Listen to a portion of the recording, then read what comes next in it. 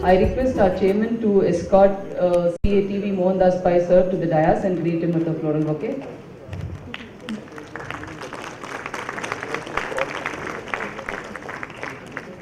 So welcome to you.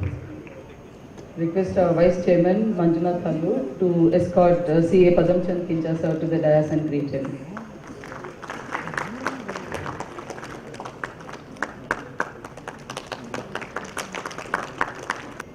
May I now request our Treasurer Tupper to welcome and escort Professor R. Vaidyanadhan to the dais.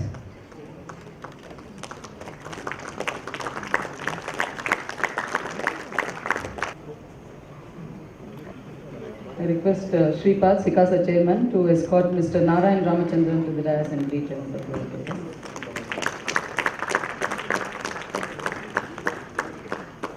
We have Mr. G. Shivadass. I request Srinivas, our past chairman, to escort Advocate Shivadass to the dais.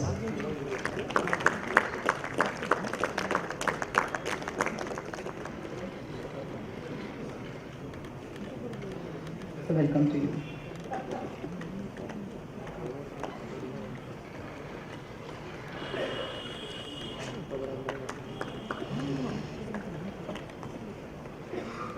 Thank you. I request our chairman to give the welcome address.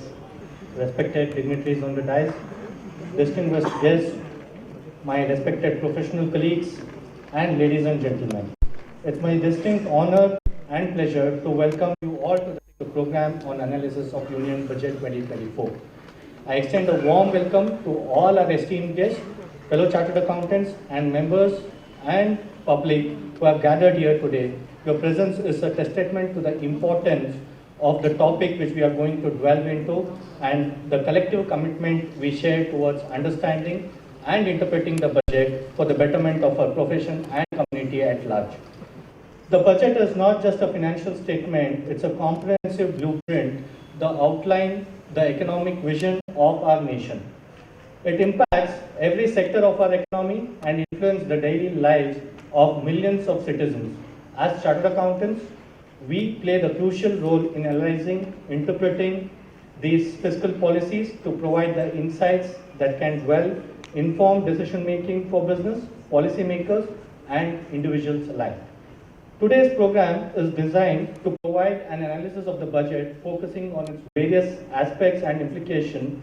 We have an exceptional lineup of speakers and panelists who will share their expertise and perspectives on the budget's impact on different sectors, including taxation, infrastructure, healthcare, and more to come.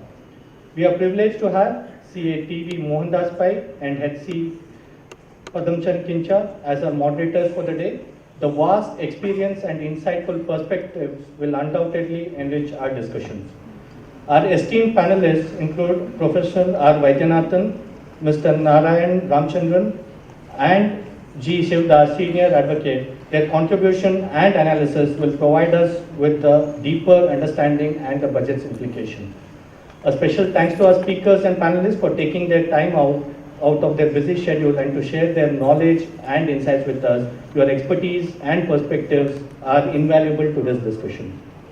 As we proceed with our session today, I encourage all the participants to actively ask questions and share your thoughts towards the end so that it can be an interactive and collaborative efforts that we can deepen our understanding and contribute meaningfully to the profession and the society at large. Once again, I welcome each one of all.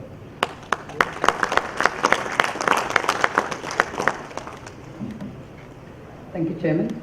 Before we inaugurate the session by lighting of the lamp, I would like to introduce our speakers and the moderators of the day. So the first one is Mr. T.V. Mohandas Pai. He is currently the chairman of RN Capital and chairman of Manipal Global Education Member. He was awarded the Padma Shri Award by the President of India in 2015 and the Karnataka Rajya Sabha Award in 2008. He is a member of 3-1 Capital and founder trustee of Akshay Patra Foundation. He has previously served Infosys as CFO, which all of us know. He is a member of SEBI, NSE and IFRS board in India. So welcome to you. It's a pleasure to have you here, sir. Thank you for being here. The next person is CA Padamchand Khincha sir. All of us know he doesn't require any introduction, but I'll take a minute to introduce him. He has over more than 30 years experience in corporate and international tax regime and spearheaded the income tax litigation consultancy and litigation practice. He has represented large corporates in some of the high-profile cases before various income tax tribunals across India and has been associated with several landmark decisions in the country. He is a prolific writer on various topics and written innumerable number of articles and co-authored many books. He has also delivered more than 500 lectures across the nation. He is being deposed as an expert before high-powered committee on e-commerce constituted by the Central Board of Direct Taxes, Rangachari committee set up to review the taxation of development centers and IT sector, and also by the AP Shah committee constituted by the Government of India to examine the matters relating to MAT, FFI and FII and FPIs. It's a pleasure to have sir here with us. Okay, sir, welcome to you and thank you for being here. We are honored to have Professor R. Vaidyanadhan from IIM. He is a retired professor from IIM, Bangalore. He has obtained a doctorate from Indian Institute of Management, Calcutta. He is 2 times Fulbright scholars and a visiting faculty at various universities in USA and UK. He has been selected by Business Today as one of the top 10 best professors at IIMs. He has been conferred Life Contribution Award by Asia Pacific Risk and Insurance Association, and he has written a book, Unique Role, which defines the role of non-corporate sectors in India, and also authored a book on black money and tax havens, which has been acclaimed by the experts. He was a member of National Security Advisory Board under the National Security Council, and he is chair of Cho Ramaswamy Professor in Public Policy at Sastra University, Tanjore, Tamil Nadu. So it's an honor to have you here. Thank you for being here, sir.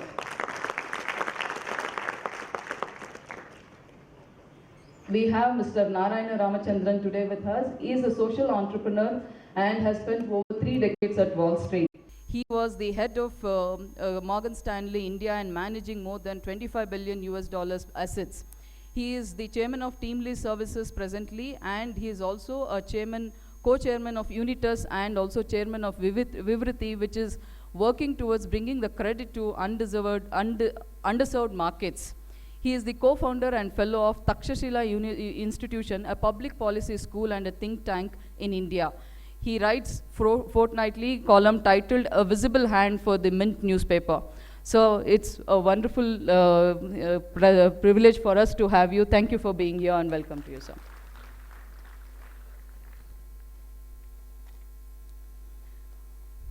It's a pleasure to introduce Mr.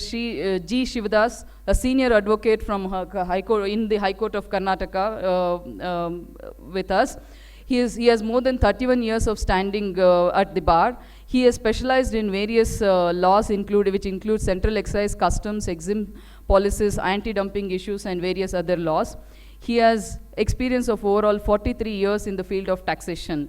Prior to being designated as the senior advocate, he was the principal equity partner of Lakshmi Kumaran and Sridharan, the firm based in Bangalore.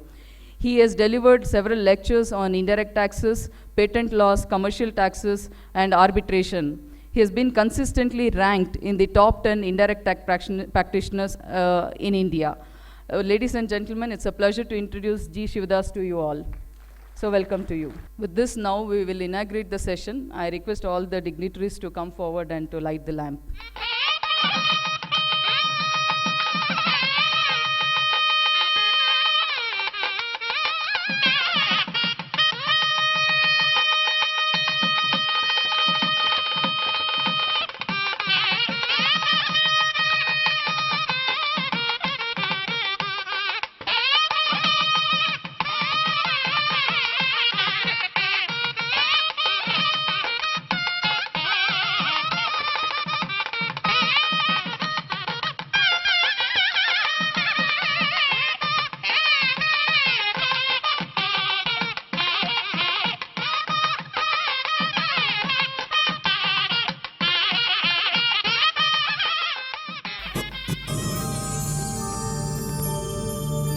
य एष सुप्तेषु जाग्रति य एष सुप्तेषु जाग्रति कामं कामं कामं कामुषो पुरुषो निर्मिमाणः तदेव शुक्रं तद्ब्रह्मा तदेवामृतमुच्यते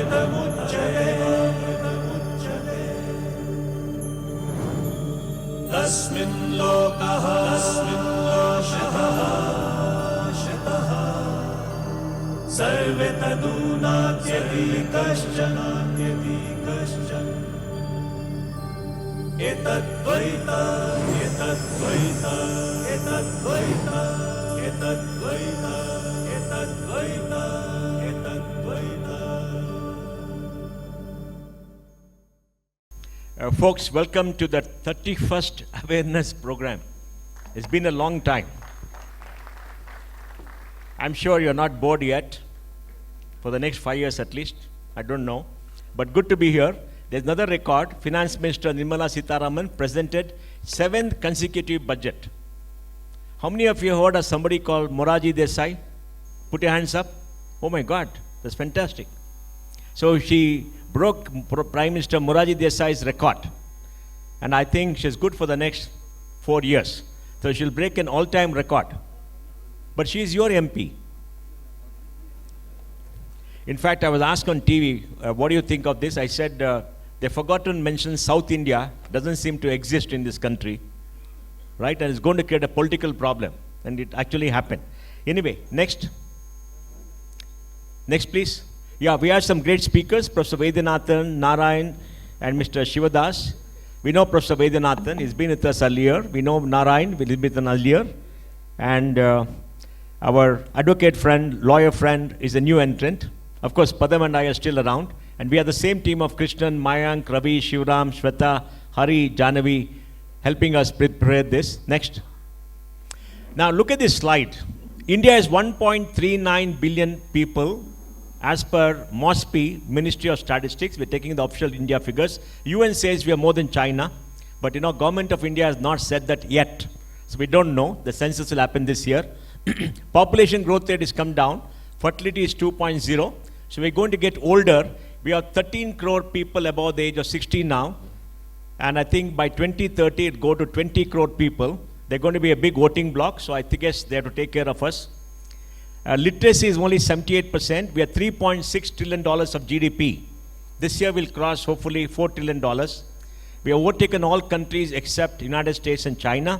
We grew 8.2% last year. In PPP, we are the third largest country in the world, $14.6 trillion. So don't let anybody push you around and say you are a poor country. We are a rich country with poor people. And that's because we are looted for many years, which Dr. Vaidyanathan will tell us the figures. Export-import is about $1.6 trillion. We got 654 billion foreign exchange reserves. External debt is very low. And interest to gross revenue is high. And that is the reason for a low rating. Next. And see how we grew, 91. 91 to now, we have grown population 1.4%.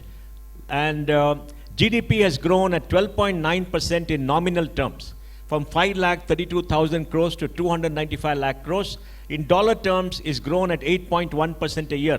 India has grown at 8.1% a year in dollar terms for 33 years. Narayan, which other country has grown apart from China for 33 years at 8% plus? It's extraordinary, isn't it? We should celebrate. Per capita income 6.5, the balance is the population. Export-import has grown. Savings rate 29%, investment rate 32%. We invest $1 trillion in capex every year. $1 trillion is among the top 3 in the world: China, United States, and India. Next. And you can see the growth rate over the last many years. In COVID, we came down by 8.5%, then 9.2 plus 7 and 8.2. And this year, 6.5 to 7. I think we should grow faster than that. We'll ask the experts how much we'll grow this year. Next. We are where China was in 2008. And if you want to be $5 trillion, By 2027, we'll achieve that. And we could be, by 2030, $8 trillion. And maybe by 2032, 2033, we could be $10 trillion. So the most exciting period of India's growth is there. And all the young people here are going to benefit the most. You're going to have an exciting time. Next. India's per capita income is 2,11,000 rupees as per the latest data. But UP and Bihar bring down the average, because UP and Bihar are about, in population terms, 26% of India. And the per capita income, UP is 1,07,000, Bihar is 58,000. So Bihar requires more money from the budget. If Finance Minister gives it, please don't criticize them. And I think, it's important because we have to bring up this country. If Bihar and UP population and their per capita income and their GDP is reduced, will be 2,54,000 rupees. That is pretty big, right? So India has done very well. Next. What is the problem about this country which needs to be fixed? The problem is 45% of people depend on agriculture, 25% on industry, 29% on services. For the last 4 years, the GVA per person in agriculture has grown from 55 to 73, 155 to 208 lakhs for industry and services. The ratio has gone up from 1.1 is to 2.8 is to 4 to 1.1 is to 2.8 is to 4.9. That means agriculture only grew 17,000 in 4 years, industry 53,000, services 1,39,000. And this is the source of rural distress, lack of purchasing power. Agriculture cannot support all those people. We have to shift them to industry and services. And this is largely a North Indian phenomena. There is no agriculture in Bangalore yet.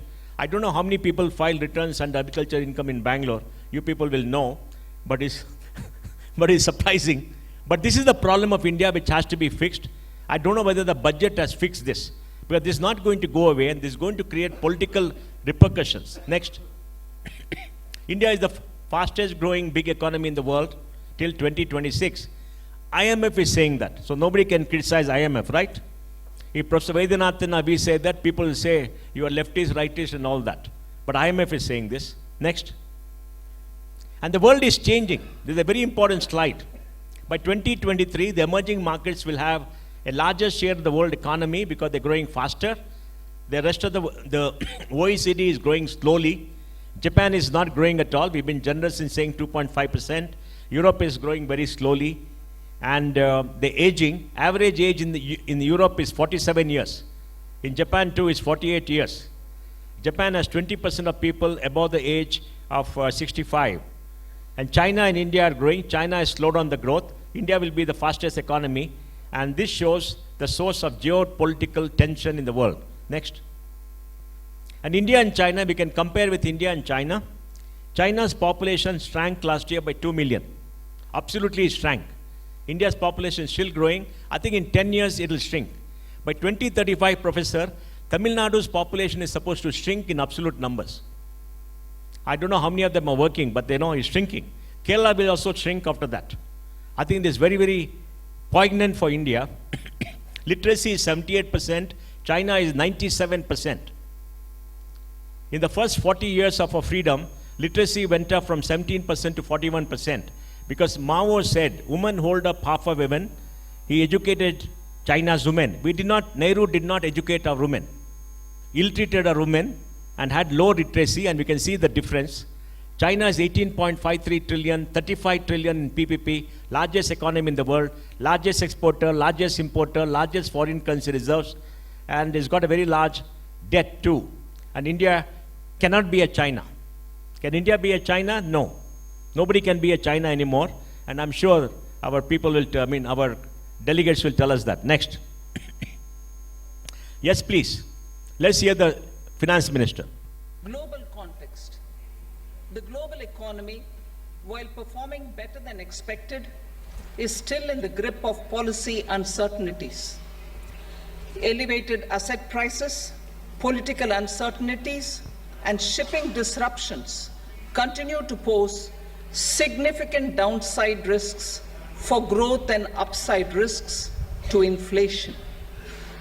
In this context, India's economic growth continues to be the shining exception and will remain so in the years ahead. India's inflation continues to be low, stable, and moving towards the 4% target. Core inflation, that is non-food and non-fuel, currently is 3.1%. Steps are being taken to ensure supplies of perishable goods reach markets adequately. Now, there's a question first for Professor Vaidyanathan. Next, please. India has grown well since COVID, while the rest of the world has not done so well. So, what do you think of India's growth strategy post-COVID? And particularly the OECD and the United States, their strategy in pumping money. $25 trillion of currency has been printed, pumped in the global economy by the West from the financial crisis till now. What is your view of the comparative strategies between the two areas? You are asking me, right? Yes, yes, of course. It's a out of syllabus. It's a out of syllabus question to start with, and we have. You are a global thought leader, Professor. Yeah, we have done relatively very well during the COVID period. Let's be very honest about it, because we don't normally appreciate our achievements. We deride it actually, but we have done very well, and we have done much better than OECD and India, much better than G7 and other countries. If you compare, we have done very well. G7 has not performed well during the COVID period. They were more confused and they were not able to. So I think both the dimensions we are quite okay. Okay, Narayan. Yeah, I would definitely echo what Professor Vaidyanadhan is saying.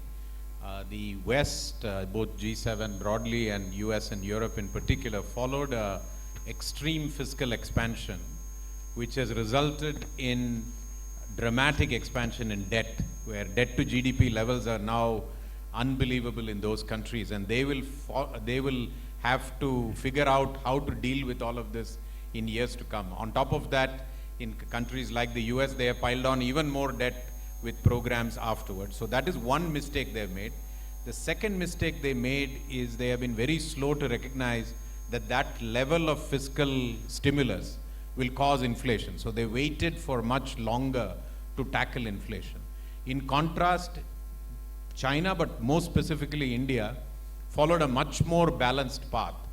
First of all, step-by-step release of fiscal stimulus, and in magnitude terms, much, much less than over there, so that with growth in the next several years, we can even aspire to reducing, as the finance minister said in the speech, reducing debt to GDP in a few years from now. So much better strategy followed broadly by emerging markets, but more specifically by India and a little less by China as well. But why is Dr. Raghuram Rajan criticizing India?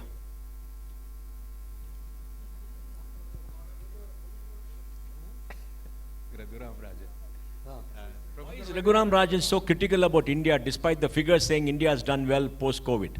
Oh, he is telling that we will be growing at 3% another thing. So that is a good thing actually. I would like to hear more from him, because opposite of what he is telling is happening. So. Yes, Mr. Shivadass, any views on this? I think I agree with both of them. The way we handled COVID, I think, is much better than the way other countries handled it. More from trying to, I would say, help people come out of the distress. Maybe the first few months, all of us were upset that maybe a clamp down of the lockdown in the sense in which it was implemented. I think for the first time, we were told not to come out of the houses for some time and all that. But I think the effect of it, all of us were able to see after maybe a year or so. And maybe we are able to achieve things much better because of the resilience we showed at that point of time. Other countries, I don't think were able to handle the situation in that manner. I mean, my personal experience has been that most of the Western countries are more structured in their response. So for them to suddenly handle a crisis is become difficult. You go to Japan or you go to any country, You ask them to handle a chaos that suddenly comes, it's difficult. Whereas we thrive on that. So you say that we suffer every single day, so little bit suffering doesn't make more difference. Doesn't make more increase, doesn't increase it. One thing Narayan forgot to mention, all the G7 leaders are losing power by December. All of them met in Italy and everyone is losing in their respective countries. So we can be very, happy about it. 60 countries are going to national elections this year and 70 including non-national elections. So there are many changes going on around the world, including in G7, including in our own country in terms of coalition versus single majority, etc. So I think there is a political coalition, consensus politics everywhere building up. Little bit more towards the right in Europe, but more confused everywhere else. Canada, Mexico, India, Brazil, everywhere. So I think Prime Minister will have many more new leaders to hug when he goes meets them, right? Okay, video number 2. Let's go on.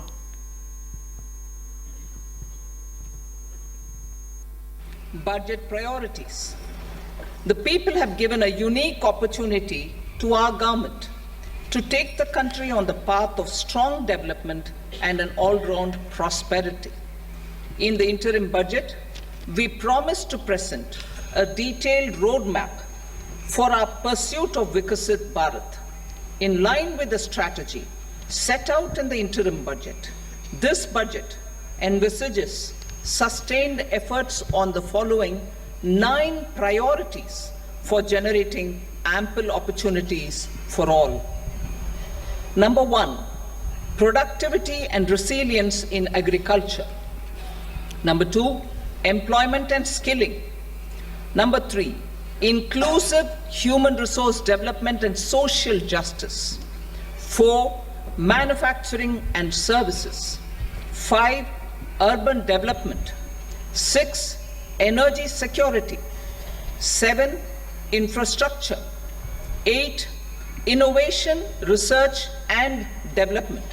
And 9, next generation reforms. Prime Minister Modi said last 10 years are a trailer compared to what's going to happen in the next 5 years.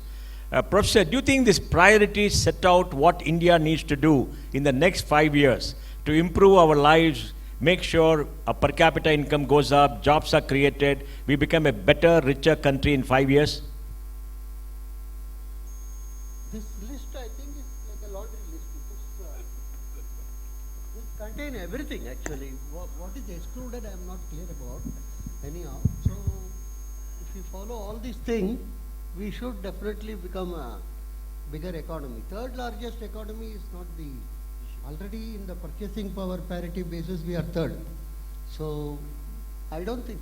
What is excluded, I am really wondering, out of this 9. Right?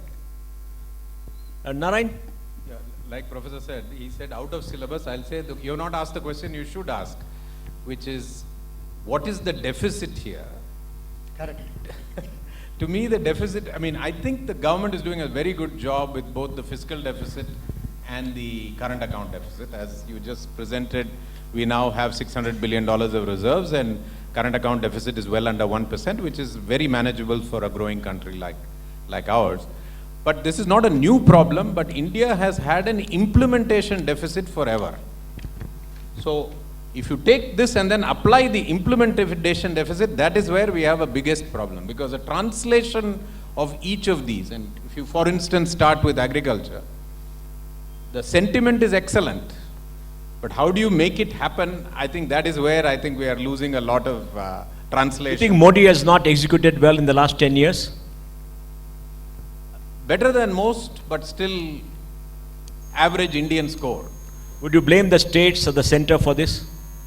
Agriculture in particular, as everybody knows here, is a Schedule 7 topic, both state and center. If you look at the economic survey, there is a lot of discussion about a tripartite compact. That's a new word, which I had to look up. But that is between private sector, state and center. And lot of our problems, which is very common, that as you become more mature economy, the problems become more complicated. And in order to solve the complicated problems, you have to get more people around the table to build a consensus. And the consensus is with these three parties. So for agriculture, you need jobs that are available in the peri-urban areas that will draw people who are currently occupied by subsistence agriculture into those jobs. That will require private sector participation along with state participation, states participation in the issue. So I think the biggest issue is not the priority list, which is actually well articulated, but how will it become reality? Mr. Shivadass, what do you think is missing here in the priorities for the next 5 years? What do you think is missing? I don't think anything is missing here. Judicial reforms? Covered in next generation reforms. Okay. No, just next generation reforms could cover so many things, not necessarily a judicial reform. Everything could come under next generation reforms. Fancy term for others. Yes. Other, extra. So that is right. But I thought in this, while these remain as priorities, we should give more emphasis on one, the employment and skilling. Because somewhere the general refrain of the industry also is that the output from the universities which we have today is not something which is readily employable in the way the industry wants. I think that is where the upskilling of the capabilities of the output is what is required. Maybe the program which the government is coming out of internships with the companies, etc., could help. So that I think will help a lot in deciding among this which could really help us to catapult to the next one. And infrastructure, I think even otherwise enough emphasis is being given. Maybe it will continue in the next term to increase the infrastructure reach, which will also help in building up the employment. We're all chartered accountants. We have 9,85,000 students who are doing articles, they finished. 12,500 graduate every year. 4 lakh chartered accountants here. 45,000 outside India. We're the best example of how good training takes place. When they finish articles and pass the final exam, which is taught to us, they can go and work anywhere. I mean, we are better than IIM and whatever Professor has prepared for too long. Do you agree with me, Professor? Yeah. Even though you are talking about the budget and government, if you really want to become a third largest, the government should move away from any of these things. It's an obstructionist. And do what? And keep away, that's all. Law and order, maintain it, and give speeches everywhere in the country, that's all. Don't get involved in any of these activities. Up to 90, the government was running the business. And Narasimha Rao came and altered the paradigm. The business has started running the government. Business is running the government? Now the government is upset. So they want, to anything which is doing well, government will put there. Somebody will suggest they are doing well, sir. Okay, we will go there. Like the boiler inspector visiting the IT company in the 90s. So if the government is keeping away, that would be a very good positive thing for the development of our economy. Yeah. Narayan? So an additional element, and again, I have to agree with Professor Vaidyanadhan on this, that under next generation reforms, our approach in the last 10 years in particular has become a little bit more statist. And while some of that statist thing has paid some dividends, India stack as an example, DBT as another example, there are consequences of each of those statist directions that we are taking. And if we simply follow the same paradigm, for instance, God forbid ELI actually works, then you will say government has got the job of actually generating all employment in the country, which is a very, very difficult proposition for government to deliver on. All it can do is catalyze on the periphery, and then, so every one of these next generation reforms, my personal contribution should be on each birthday of the reform, there should be a death date announced. We don't do that. So for instance, I don't know whether you have watched in this budget, nobody even used the word, but NREGA still gets 75,000 crores. It is not dead. It is back from the living dead, as they say. It is continuing. So every new reform must be born with a death date. You can renew it if you want. We can have reincarnation. Of course, we are in India. But at least you will have a legislative discussion of reincarnation rather than a permanent continuation of every policy. That's one observation. Second observation, I think India is struggling a little bit now because we are moving from quantity to quality in everything. What you mentioned earlier, even the demographic trends are showing that as demographics, as certain, what they call the 30s and the 40s, start declining, the working age population, you have to substitute with productivity what you had from sheer magnitude. And so quality reforms will be required everywhere. Which, at the 5th grade, are people reading at the 5th grade or are they reading in 1st grade? In the higher education, are they employable? Is our R&D good enough for wide spectrum, etc., etc. So maybe we are getting ahead of the topic, but we now move into the specific areas of these priorities, and therefore we begin with agriculture first, and we'll have the finance minister talking to us on agriculture. Release of new varieties. New 109 high-yielding and climate-resilient varieties of 32 field and horticultural crops will be released for cultivation by farmers. Natural farming. In the next 2 years, 1 crore farmers across the country will be initiated into natural farming, supported by certification and branding. Implementation will be through scientific institutions and willing gram panchayats. 10,000 need-based bio-input resource centers will be established.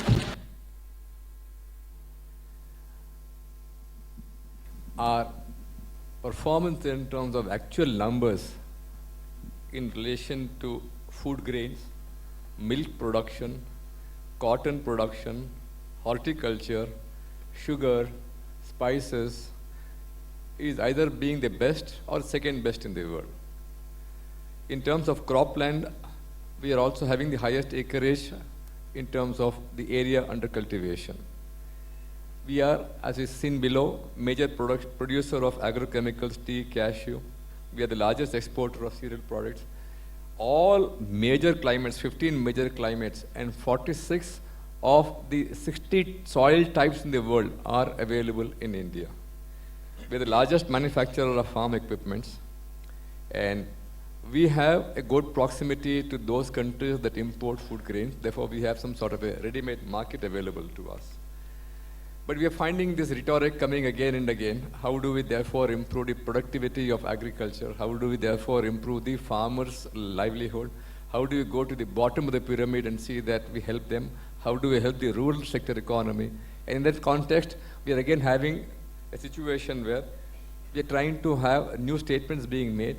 Agricultural research setup would focus on raising productivity.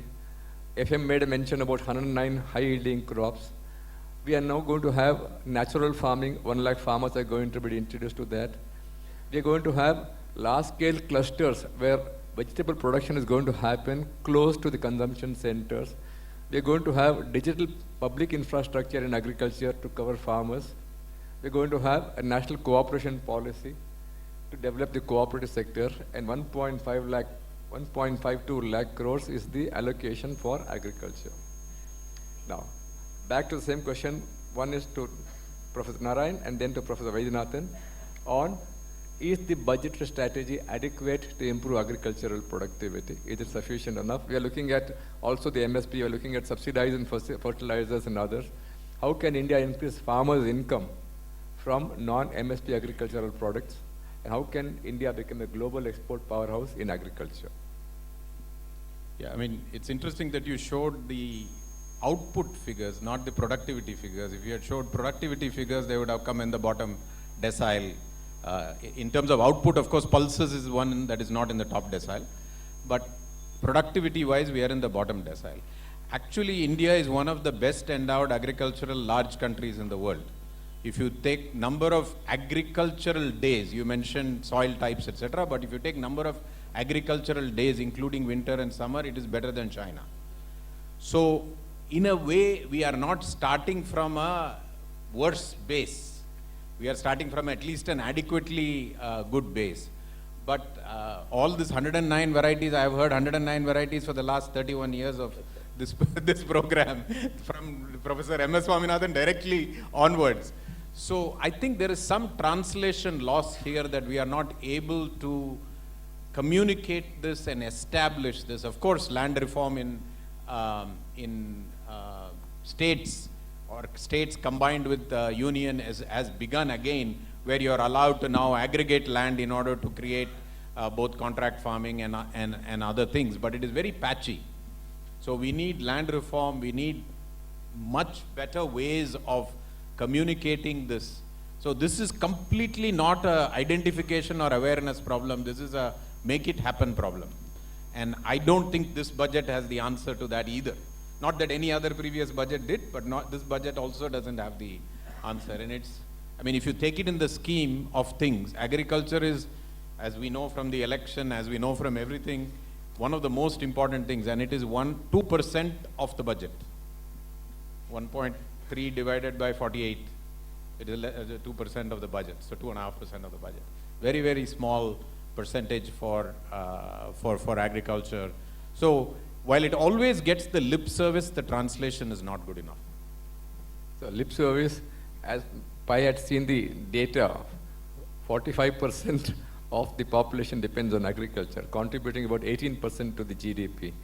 Last year we had a statement, more per drop, more crop. Then we had a statement to say farmers produce organization. Then we had statements to make about warehousing. Then we had statements about crop loss, how to minimize the crop loss concern. Professor Vaidyanathan, your reaction to the entire development and the approach to the agricultural sector? For instance, ginger and this mustard, you know, they have gone up by something like 800%, because we all, the so-called middle class buys it in 100 gram and 500 gram and other things. We don't realize. Large number of these crops, farmers have become phenomenally rich actually, and they are not taxed. That's a separate issue, because that comes under the state government, incidentally, not under the center. So I would say that increase farmers' income from non-MSP is not an issue. It's already increased significantly, and some of them are showing, you know, from 10 acres we have made 100 crores, and you know, we don't want to pay any taxes. So second is becoming a global export powerhouse. It will take a long, long time, because the domestic market is very large, and here the margins are also attractive. So many of these crops, what I mentioned, for instance, poultry, we are one of the major producers of and consumers of poultry. So first point is budgetary strategy. I don't think much strategy can be adopted, because all these the government schemes of training farmers and all these things are passé, if you ask me. And our farmers are in many clusters doing extremely well. Right? Of course, farmers mean immediately we think very poor people and other things, which is not true. A lot of them, drive Audi and other things. So there is, let's not. So there, I think we are doing very well actually, if you ask me. Except it's not widespread. The areas like Bihar, UP, alluvial land, which can operate as a, feeding zone for the whole Asia. This is what has been told by a long time by Planning Commission and various, and those are not adequately what one can call developed another thing. Okay, now we'll go to the next one. We'll go to employment next.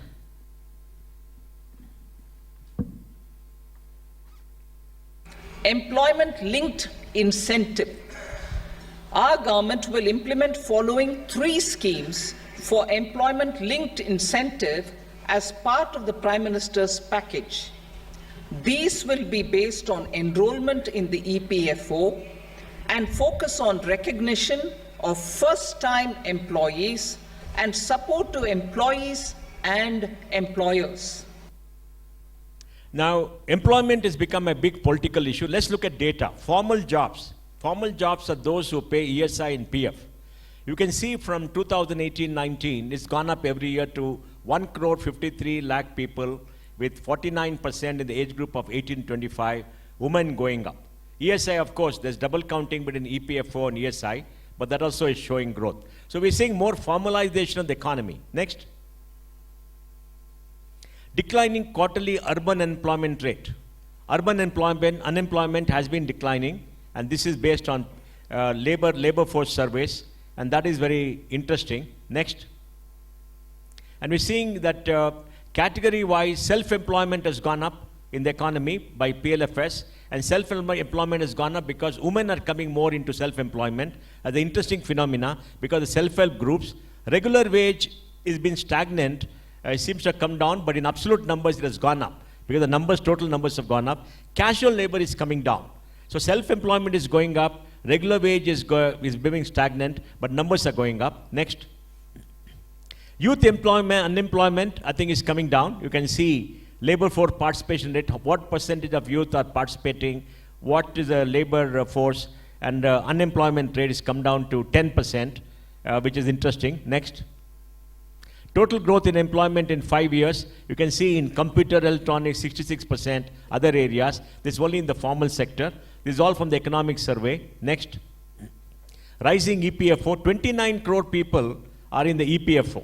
Of course, many are dead accounts, but they're still there. Like in Aadhaar, about, out of 130 crore people, maybe 10, 12 crore people are dead, but the numbers are there, and there's a big issue. You can see here 30 crore people. Next.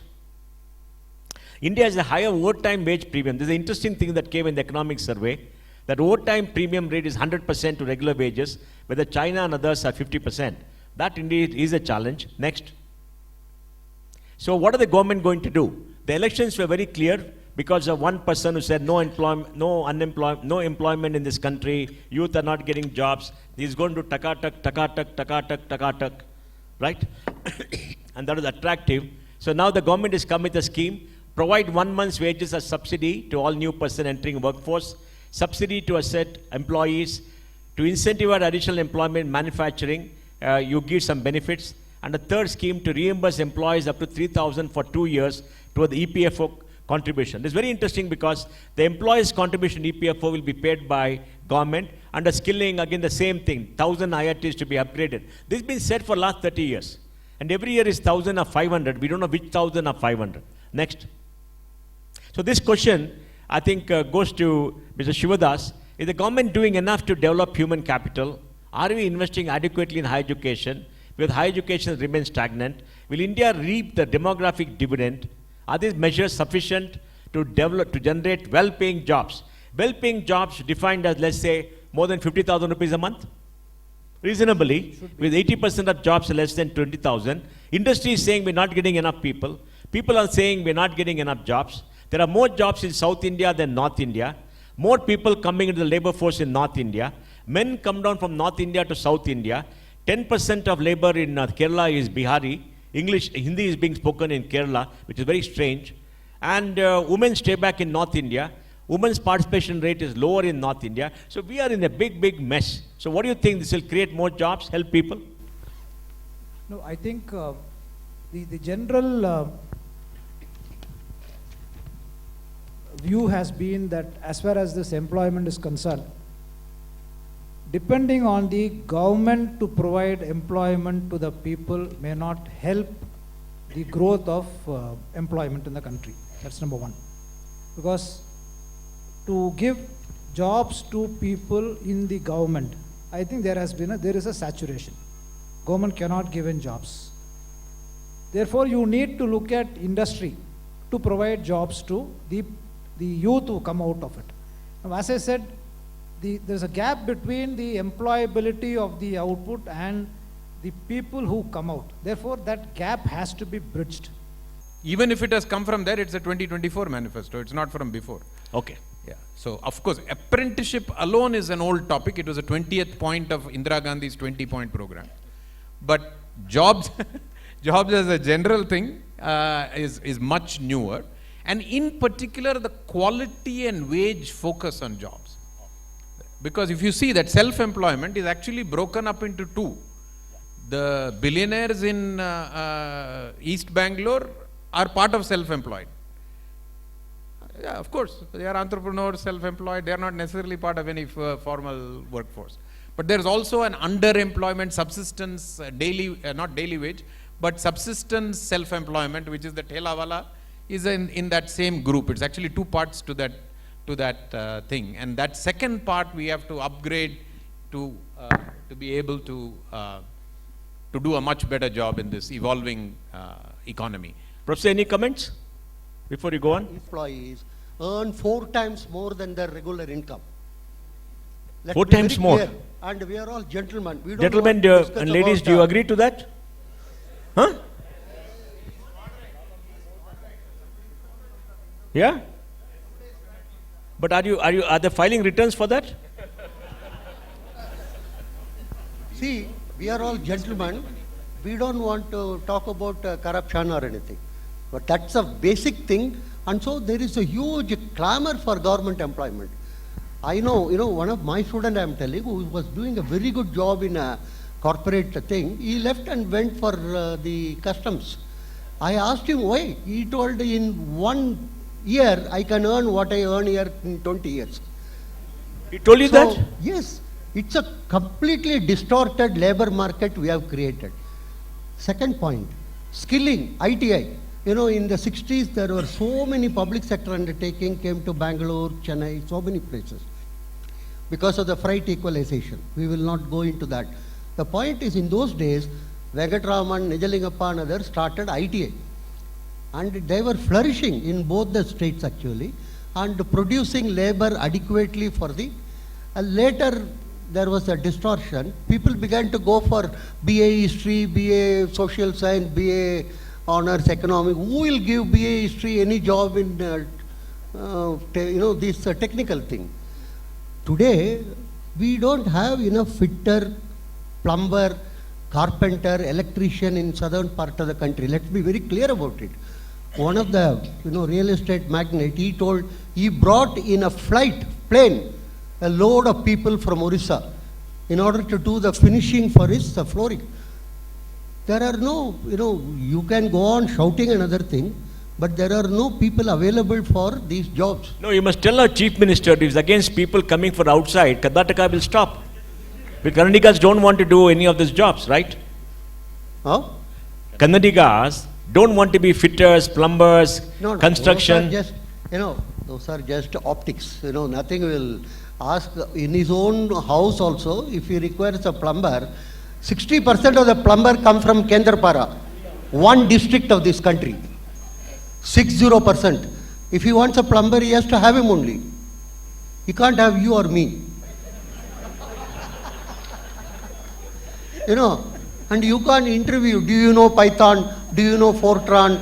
Do you know this? No. Do you know Kannada? Then come and join. Will you? It doesn't work. It won't work in any other state also. I am not telling only Karnataka. No other state it will. These are just, what one can Even call... the Keralites have accepted that they have to get from Bihar. So what has happened? What has happened is, now we are talking about creating 1,000 ITIs everywhere in the... These skilled job, fitter, plumber, carpenter, is not to be neglected or anything. Yeah. Today they are earning adequately. Most of them can be captured by the income tax. They are earning more than software engineers, right? Yeah. A visit by an electrician, he can charge you 500 rupees. 1,000, Professor. More than your doctor, actually. Because more than a doctor? Doctor will touch your, sometime, not all doctors touch you nowadays. Sometimes they may try to see pulse and other thing. These fellows, no, he will come and have a look at it and then. So it's a paying proposition, this self-employed group. And mobile revolution has helped them. And that is where the second most important, if you want to create appropriate employment, cut government by 50%. Cut? 50% government employees, you send them home. You tell them, we won't pay you your bribe, we will pay you only your salary. Bribes cannot be paid. It's very difficult. Okay.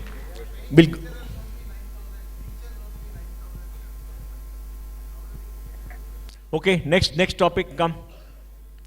This is very interesting for Professor. I won't ask the other two for this because inclusive HRD and social justice. Now, they are focusing on Eastern India, saying Eastern India is very poor. That's true. Bengal is very poor. Jharkhand is very poor. Bihar is very poor. Chhattisgarh is very poor. Orissa is much better. They're given more money to Bihar. They're giving money to Andhra Pradesh because Babu has put a gun. And I think a lot of money going to rural infrastructure. Now, apart from this, anything more to be done for rural areas, Professor?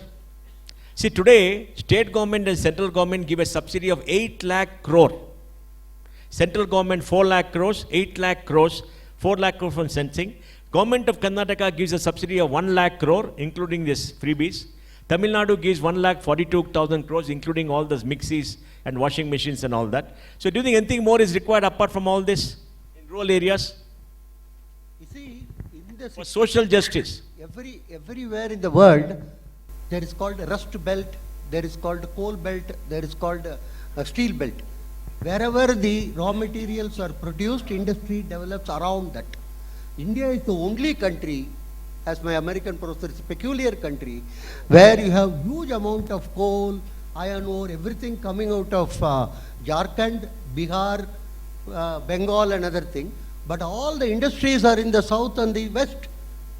Deliberate policy done by the Mahalanobis, who was my teacher unfortunately, as in the second 5-year plan, freight equalization. The coal at the pithead will be same price as in Bangalore. There is absolutely no reason for having all the PSUs in the south.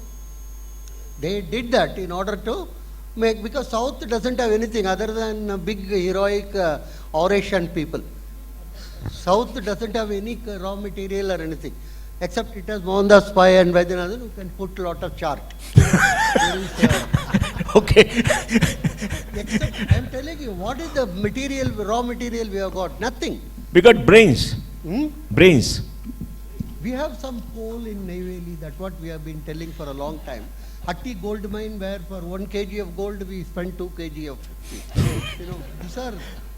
These are jokes actually. Yeah. So that is the reason.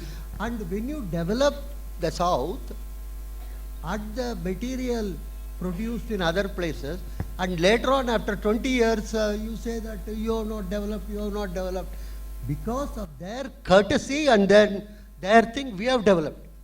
Okay. Let's be very clear about it. So you're suggesting that like Siddaramaiah protested, we send more of our tax money to Eastern India.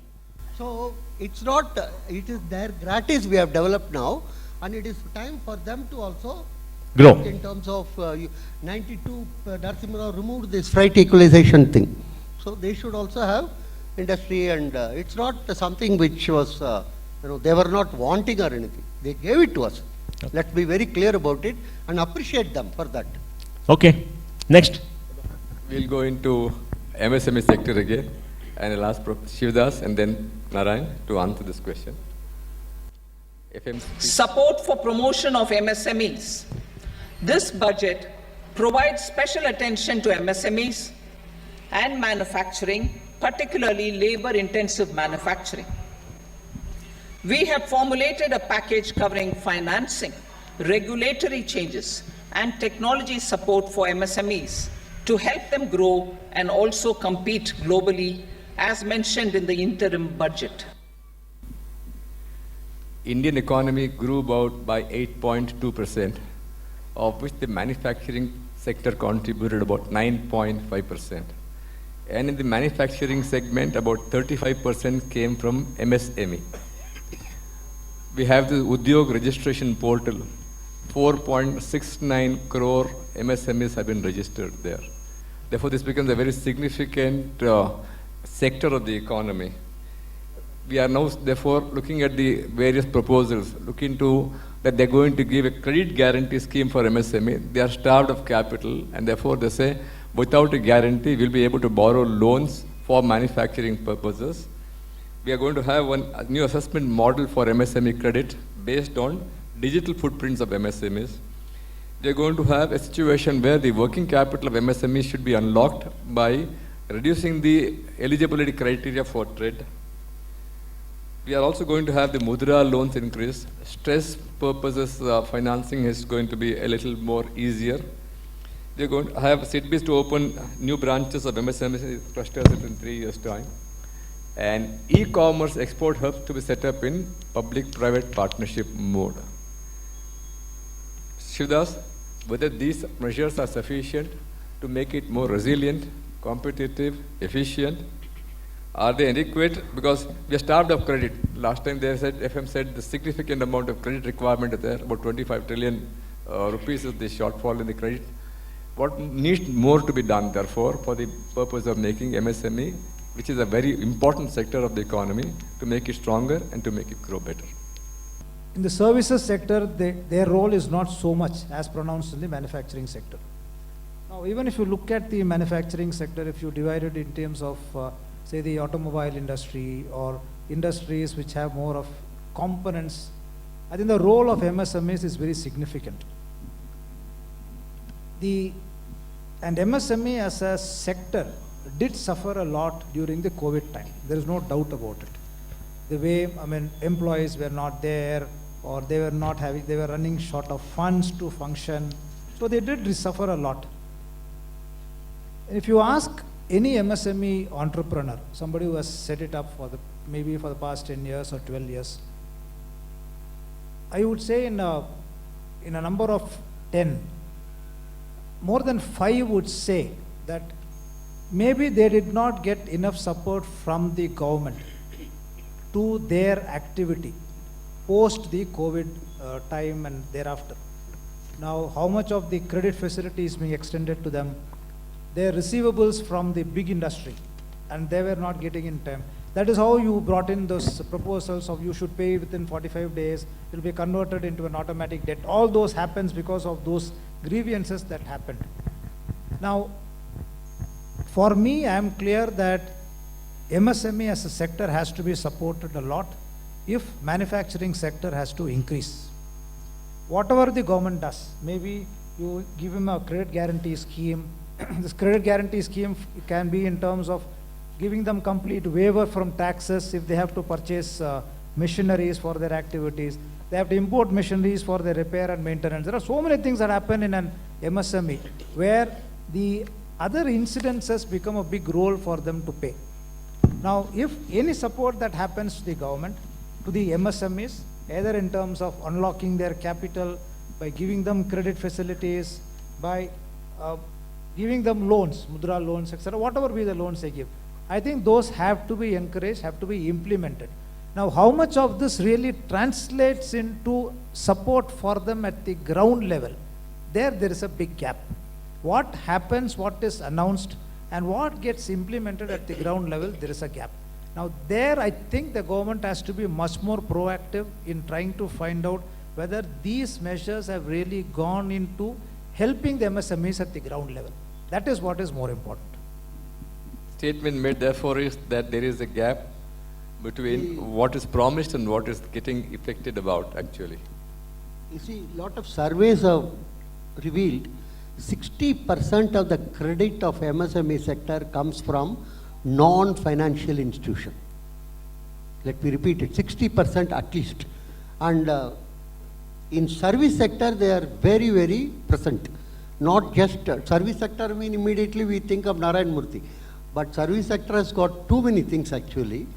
We have wholesale trade, retail trade, transportation, goods transport as well as private public transport, individual transport. Then we have hotels and restaurant and all other type of these, fitter, plumber, carpenter, all the services. And the fundamental problem of many of these small enterprises is government regulation. It's ease of doing business is all very good in seminars at Delhi. But at practical level, I have a small restaurant near my home, very small one. Every Friday, the food and adulteration inspector comes and an envelope is given to you. This is very, very common. And the flower vendor, Into the mic. he says, Mike, speak into the mic. 300 rupees or something, and another 20 rupees at least goes for the police. So the problem, ease of doing business is, almost all these government regulation can be scrapped. I was put in a committee for this food and adulteration wrongly. I was never put rightly in any committee. At the end, somebody asked me, I told, scrap this. Instead of scrapping this, I think in Madras or in Hyderabad or here also, they went around this, this candy, checking them another thing. They told, somebody told candy will produce cancer, and finished all the, essentially to collect money. So this fundamental problem is integrating the credit market, the loaning. I asked my flower vendor, she borrows 100 rupee in the morning, 101 rupee, in the evening she has to give 1 rupee, and that 100 is rotated. I asked, so why go there? He said, no paperwork, no KYC norm, no, just early in the morning I ask, he gives it by afternoon.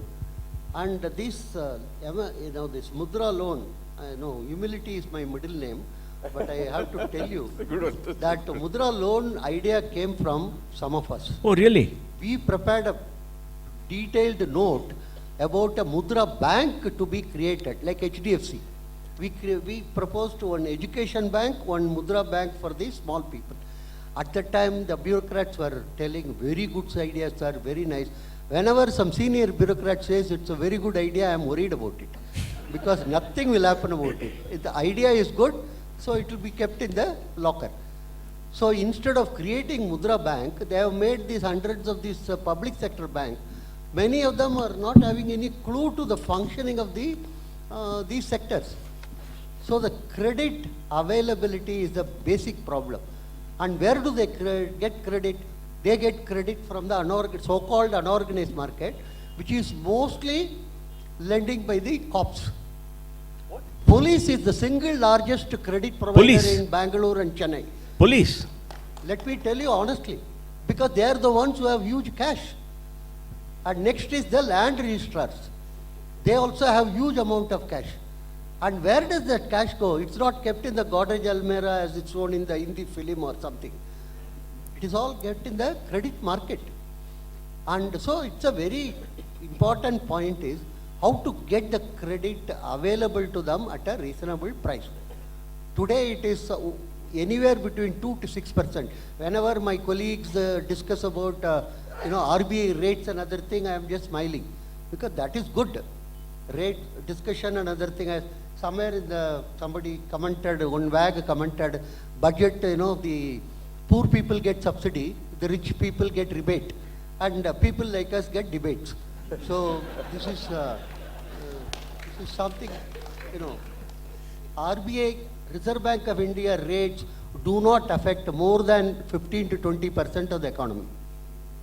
Let me tell you, in spite of all the bigger talk and MPC and so this availability of credit to them, you have to integrate the market. That means the money lenders, JITs, Kuri, so many type of caste associations, extended family, all of them provide. So you must have a Mudra bank which is capable of integrating these people and provide some, do the credit rating of them, provide them the loan and through them to the others. So this is going to be a very, very tough task, but it's an important task. Yeah, right. Yeah, I have to slightly disagree. I think Professor Vaidyanadhan is reflecting a truth for many years, but in the last few years it has changed. I think there are many SFBs, I'm in 2 organizations that is attempting to do this. Of course, each organization is only a drop in India's ocean, but there are now more and more organizations that are able to provide what I call nano SME and MSME credit, where nano might be less than say 50 crore in revenue and SME may be above 100 crore in revenue. It's beginning. The thing is, there is no holistic view. It's not only credit. The credit is one thing. The ease of doing business is a huge problem. Trades, trades is a good platform, but it is impossible to do business on trades. Even an IIM graduate cannot figure it out. It is so difficult to do trades, so you'd rather not do trades. So these are the kind of daily issues that you hit in even well-meaning so-called reform. And the third thing is, we don't take advantage of clustering. MSMEs need clustering advantage for each type of business, because that cluster then produces all the horizontals and potentially the job market around that cluster, so that everything can thrive. You know, the fashion from Milan equivalent, we need more of those in our various areas. If you have, Bhujiyawala sitting right next to the logistics provider, sitting next to the thing, we don't get any advantage. Everybody has got 5 or 10 employees, never grows beyond that, because they don't have the capacity or the clustering positive. So I think we need to think about this more holistically, but things have improved in the last 20 years. Just to one point, there is something called a trade license. You might have heard about Trade it. license. Very recently, 3 weeks before, one of the beauty parlor ladies, she's supposed to have a trade license for 9,000 rupees. 9,000 rupees, a trade license. Negotiation took place. She was asked to pay 1 lakh. 1 lakh Yes. for a And trade then certificate. Yes, and then after a lot of discussion and other things, she settled for 40,000 rupees. So 40,000 this is for the a ease of doing business at that level. It's very good to have conferences at Delhi and scrap all these state level regulation. That should be the phase 3 of the reforms. Phase 1 is that of the Narasimha Rao, phase 2. Phase 1 is that of the original Nehru. The phase 3 should be state level, Shops and Establishment Act. You tell me how many shops in this state follow that? Shop should not have rats, you know that? Shop should have sunlight, and all their surroundings should be very neat and clean. They should have sitting facility. I have never seen a shop where, except I sit on the rice bag. I don't think I can sit on anywhere. What happens? You know, all this inspector comes. So one minister, Deshpande, if I remember, he openly told 95% of the shops in Karnataka has to be closed down if you have to follow the Shops and Establishment Act. These are copied from, Western countries, and then fat books, very fat. Some of them are much fatter than your taxation book also. Very fat. You should have a look at that. So that act can be scrapped. All this can be, unless you scrap all of them, you are not going to help the MSMEs. The small and medium business. Okay, let's go on to large industry now. Next. Industrial parks. Our government will facilitate development of investment-ready, plug-and-play industrial parks with complete infrastructure in or near 100 cities in partnership with the states and private sector by better using town planning schemes. 12 industrial parks under the National Industrial Corridor Development Program also will be sanctioned. Rental housing with dormitory type accommodation for industrial workers will be facilitated in PPP mode with VGF support and commitment from anchor industries. Manufacturing countries in the world, China, USA, Germany, then we have a host of other countries concerned. There's a big list of these people concerned. We'll go to the next slide. Continuing from what we had discussed in the earlier video, we're now looking at 1 crore youth to be skilled by top 500 companies of this 500 companies. The government is going to pay an internship allowance. The government is also going to have one-time subsidy. Government wants only 10% of the cost of internship to be met by the corporates from their CSR funds. We're also going to develop the industrial plug-and-play parks. We're going to have 12 industrial parks to be under the National Industrial Corridor Development Program. Ownership leasing for shipping industries is going to be modified to help them have more business opportunities.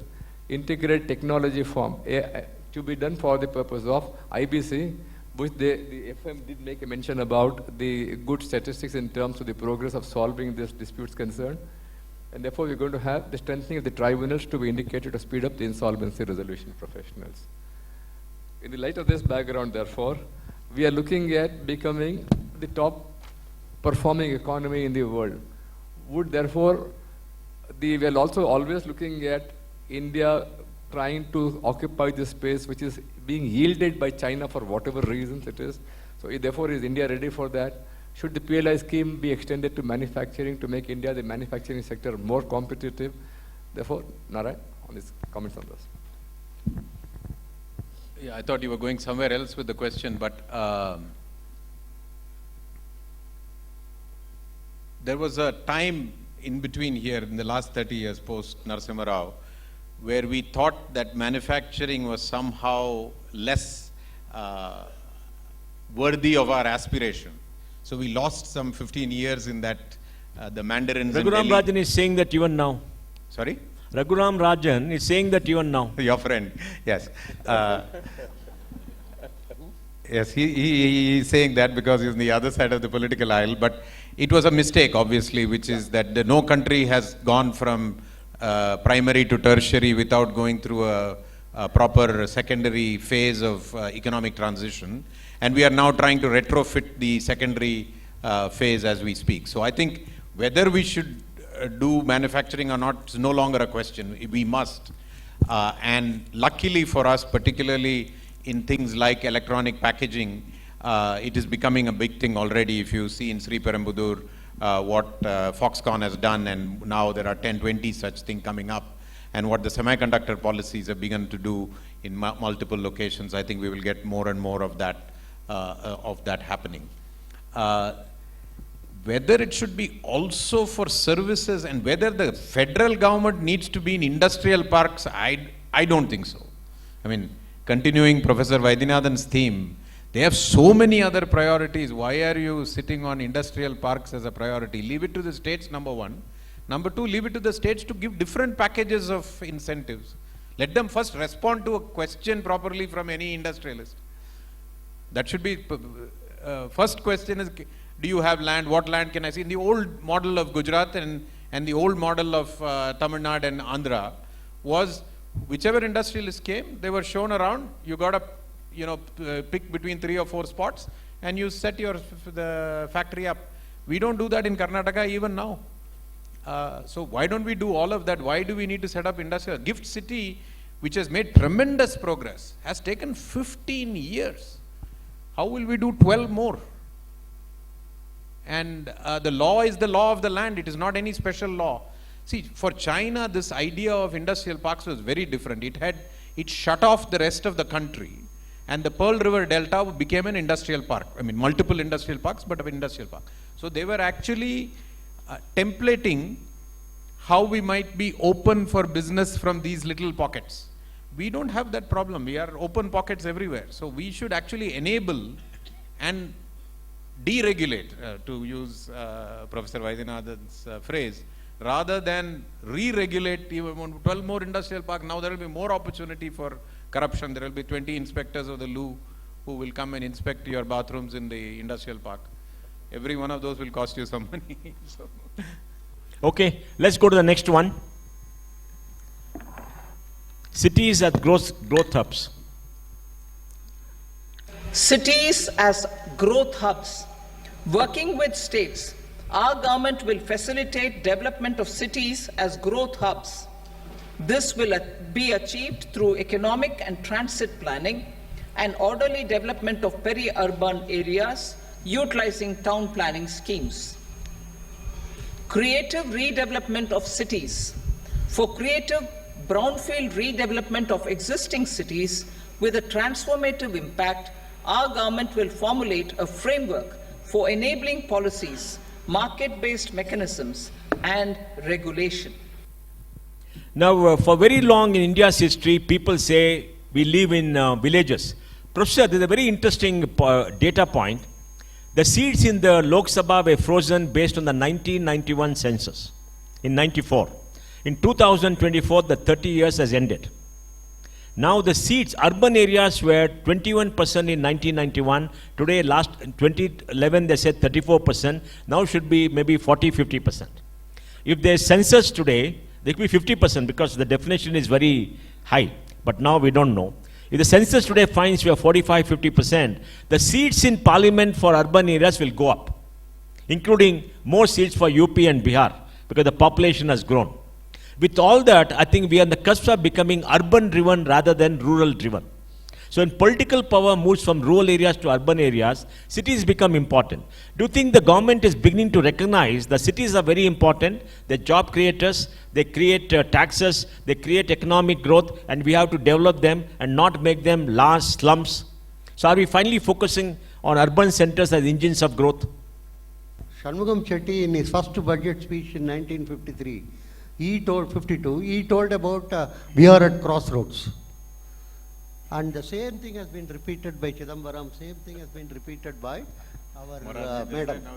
We are still at when will we cross the road? I'm not clear about it. We are at crossroad, it's like getting stuck near the what one can call our famous silk board. Yeah, silk board. Silk board. So there's elevated road now.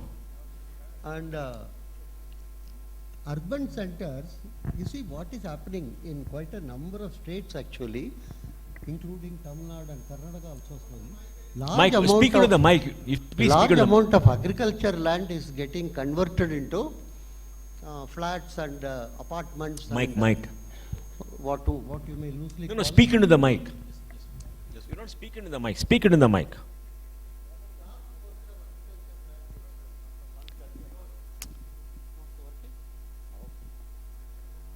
Getting into the malls and apartments and other things. Some of the southern states, say Tamil Nadu, 66% is now today urban. 66%? Yes. And Karnataka is reaching 44-45%. If you exclude the northern Karnataka portion, then it is 55%. So many of the states are completely changing the complexion. The way, the Tamil Nadu, for instance, is urbanizing, and most of the agriculture land is becoming apartment buildings and complex and malls. Kaveri problem won't be there in another 15 years, I can tell you that much. Because there is no land for, using Kaveri water. That is, we are just in some other world we are living. So the urban centers are on their own developing very fast. And the maximum amount is the land, registration fellows who are making it, actually. And some of them are not even properly governed and other things. So, the focus is on urban center is not necessarily the government focus. It is the focus of the real estate sharks in this country. It's going to be significantly more and more urban center oriented policies. So we are at an inflection point, you'll say, based on the census? Huh? Are we at an inflection point based on census 2024? It is going to change the politics of this country. No need for any particular policy or anything. It will develop. For instance, you take France. Paris agglomerate constitutes 60% of their activities. Take Japan again. Tokyo conglomerate. Like Bangalore is 60% of Karnataka's GDP. There is no, one can always complain about it. Will it, for instance, Bangalore conglomerate already contributes a significant portion of the GDP of the state, right? So this is, urban centers are the future. There is, no way you can avoid it or overcome it or anything. Shivadass, Mr. Shivadass, what do you think? Do you think the budget for the first time focuses on urban growth centers? So the focus in the future will be on urban growth, cities will improve, more jobs will be created? Sir, I am not too sure about the correctness of the focusing more on urban centers. I think traditionally our economy is built on what happens in the rural areas. And post-COVID, I think till COVID at least the recognition was that there has to be more movement into the urban areas. But post-COVID it has gone on to the rural areas. Now, one thing which I keep always seeing is that there is going to be a stagnation in most of the urban areas, more in terms of industries, in terms of place to stay, everything is going to be. Therefore, you have to move to rural areas, maybe a tier 2, tier 3 cities for either industry or for anything else. So I think there has to be a shift to the rural areas and develop the rural areas more so that there is more of balance between the two. focusing more on urban areas, I'm not too sure how it's going to help in the long run. Okay, let's go to the next one. Yes, please, video.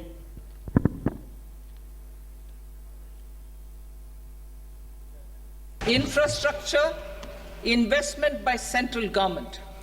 Significant investment the central government has made over the years in building and improving infrastructure has had a strong multiplier effect on the economy. We will endeavor to maintain strong fiscal support for infrastructure over the next 5 years in conjunction with imperatives of other priorities and fiscal consolidation. This year, I have provided 11,11,111 crore rupees for capital expenditure. This would be 3.4% of our GDP. Look at the spending on infrastructure. The lighter blue line talks about estimated need, and the darker blue line talks about the historical spending. China had 6.4% of the GDP as an estimated need, but it has been spending 8.5% of the GDP on infrastructure. India has a need of 6.9%, but it's been spending at 4.7% of the GDP. And therefore, the historical global spending is 3.8%. The estimated need is about 4.1% of the GDP. So China has demonstrated its consistent investment in infrastructure far ahead of the estimated needs concern. If you look into the industrial and infrastructural base, next slide, we find that in coal, in iron ore, in aviation, in railways, in roadways, renewable energy, in textiles, we are in the top 3 in the world. Second, third, fourth, in the top performers of the world concerned. Our export, as also was initially indicated, is that 777 billion. We are ranked 38 in logistics performance. We produce 95 minerals, 4 fuel-related, 10 metallic, 23 non-metallic, 3 atomic, and 55 others. So what is the current state as per the budget this year? 11,11,111 crores is about 3.4. It's a very auspicious figure being set out by the finance minister, and very interesting because already 4 months have gone by. We are now producing having the budget in the month of July, and she says now she is going to spend this amount by March year ending. 1.5 lakh crores as long-term interest-free loans for infrastructure development by the state governments concerned. Viability gap funding to promote infrastructure investment by private sector. Financial assistance to all various states concerned. And the last 2 points are very minor, to have particular corridors being developed, and some particular areas, Mahabodhi area, the corridor between Amritsar and Gaya, the corridor between Hyderabad and Bangalore. Question therefore, Narayan, would be, is the budgetary allocation adequate to meet India's infrastructure requirements? We are looking at the statements made over a period of time, last 4 or 5 years under the finance minister itself, and looking at the Amrit Kaal last year, first year, looking at the propelling of the investments into infrastructure, which will crowd in even private sector investment coming into this picture. And how do we also look at having low-cost funding to fund this? How do you have access to low-cost funding for the purpose of boosting the infrastructure requirements or the needs of this country? So I think this is one area I think we can give Modi 1.0, 2.0, and now beginning of 3.0 a lot of credit. I think they've done tremendous amount of work in infrastructure, and that's one. Second, the shift from spending on revenue expenditure related to consumption to capital expenditure they have done starting at least 8-9 years ago, maybe from the very first budget of Nirmala Sitharaman, or even prior to that So this is a good story. Yeah, this is a good story overall, that we have begun to focus on roads, ports, airports. I mean, you can see there was a time in which everybody would want to connect abroad through either Dubai or Qatar. Now actually everybody prefers to connect either through Bombay or Delhi, even if they are going anywhere else. So, and for the first time, Mohan, you may have felt this, I flew from Delhi to Shanghai, and I found that the Delhi airport was better than the Shanghai airport. Really? Yeah. So you will begin to see some of these very idiosyncratic things happening with Indian infrastructure that we could certainly not have even aspired to 15 years ago. However, the needs have begun to change again, right? The needs are now for multimodal freight, for interchangeability of freight corridors, for development of inland waterways. So we have now moved to the next level of difficulty even here. We have done a great job, I think, of this. I think this more than enough. The absorptive capacity of the Indian government capex is not greater than this amount. So I think to answer your budgetary allocation, absolutely yes, it's more than enough. And the signal is very positive and has been consistently. But now we need to crowd in private sector capex by job owning, by doing whatever we can, by enabling private sector capex in cement, in steel, in whatever else we need to do. So government, I think, here has done a reasonably good job. Now, one thing, so in addition to this multimodal freight, all of these other things, we have not adequately, even though it is mentioned both in the survey and in the budget, we have not adequately thought through a green transition. Now, what is that for India? You know, we are still protesting that you polluted the world, it's our turn to pollute the world. That's fine, it's a good statement to make in foreign policy circles, but at the same time you can take advantage of it for your own needs, not for anybody else. For your own needs, if you can leapfrog to a green future, it might actually helpful, and we haven't thought through that enough. So I think infrastructure, we will need this quality transformation, not quantity is fine. Okay, we'll go to the next topic where all will speak now. Next, please. And there's an interesting topic.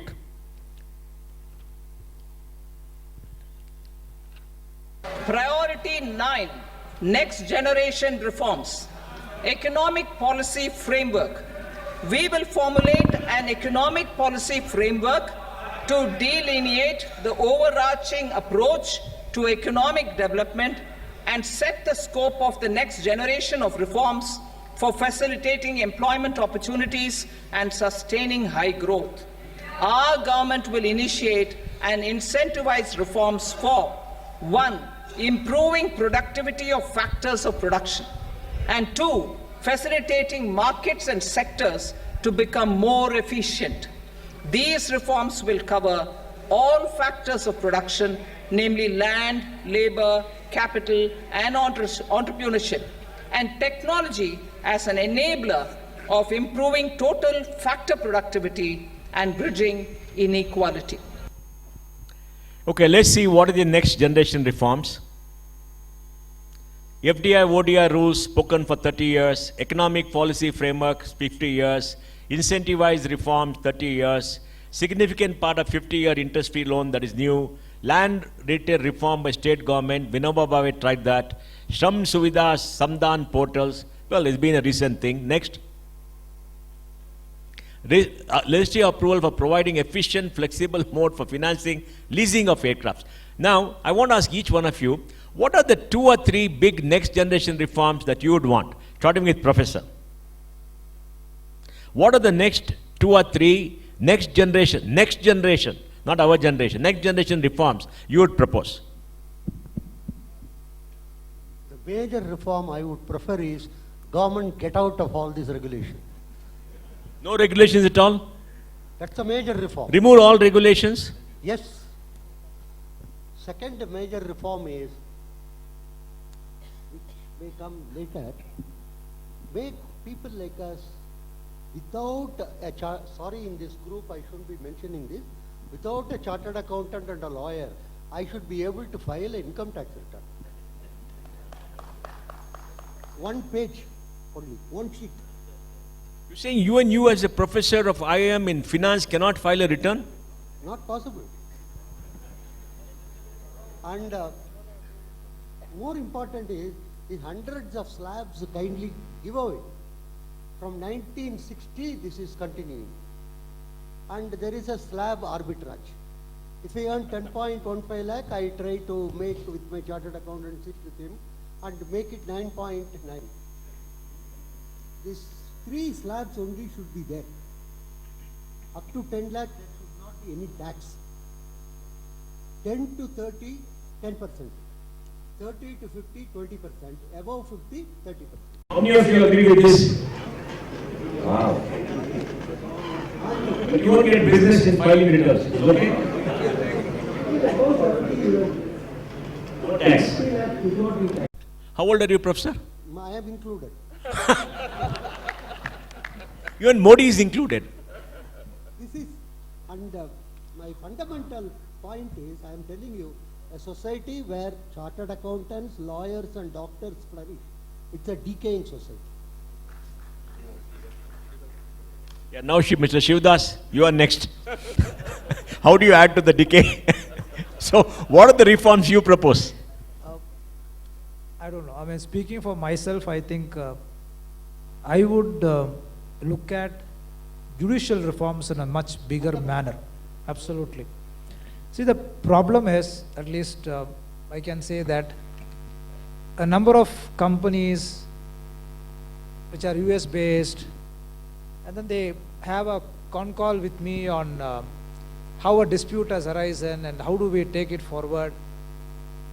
And then during the course of the discussions, the question that almost all of them have anxiously have is, how long will this matter take to resolve? And if we tell them that if you go through an appeal process, it takes about 10 years. If you go to a high court under 226 and then you take it forward, that's much shorter, much faster. The next question is, faster means how fast? And if we tell them that also will take at least 3 years, then the next question is, what do we do for 3 years? Is it hanging on us as a suspense? Is there no way I can go back to the government and say, yes, if you think I have made a mistake, I will accept it and pay it, close it here. If you think I have not made a mistake, I will tell you why I have not made a mistake, accept it and close it here. But that is where I was coming to, in fact, when we come to the further slides and you talk about the direct tax reforms, what is talked about, I was only thinking what Mr. Vaidyanadhan was saying. Why people prefer government jobs, and government jobs, especially in the revenue department. He is right. I have seen people who have qualified as doctors, resign as doctors, write the IRS exam and become the deputy commissioner, assistant commissioners. Or engineers who become, I always feel bad that you have essentially taken away the seat which otherwise somebody else could have taken as an engineer or as a doctor. But then you come and sit as an assistant commissioner, and then your approach is completely defiant. It becomes very difficult if you have to tell somebody that our judicial process will take this time. And I think everybody has contributed to it. We as lawyers contribute to it. The system in having judges contribute to it. There is no systematic definition of when a matter can get closed. If you have to take adjournments in about 5-6 times, and then the matter has to travel 3-4 times in appeal, from a first appeal to a second appeal to a high court to a Supreme Court, I mean, you are lost. I think for me, if I have to see as some major reform, I would expect judicial reform to be the first. Most of our problems can get solved if judicial reforms are done.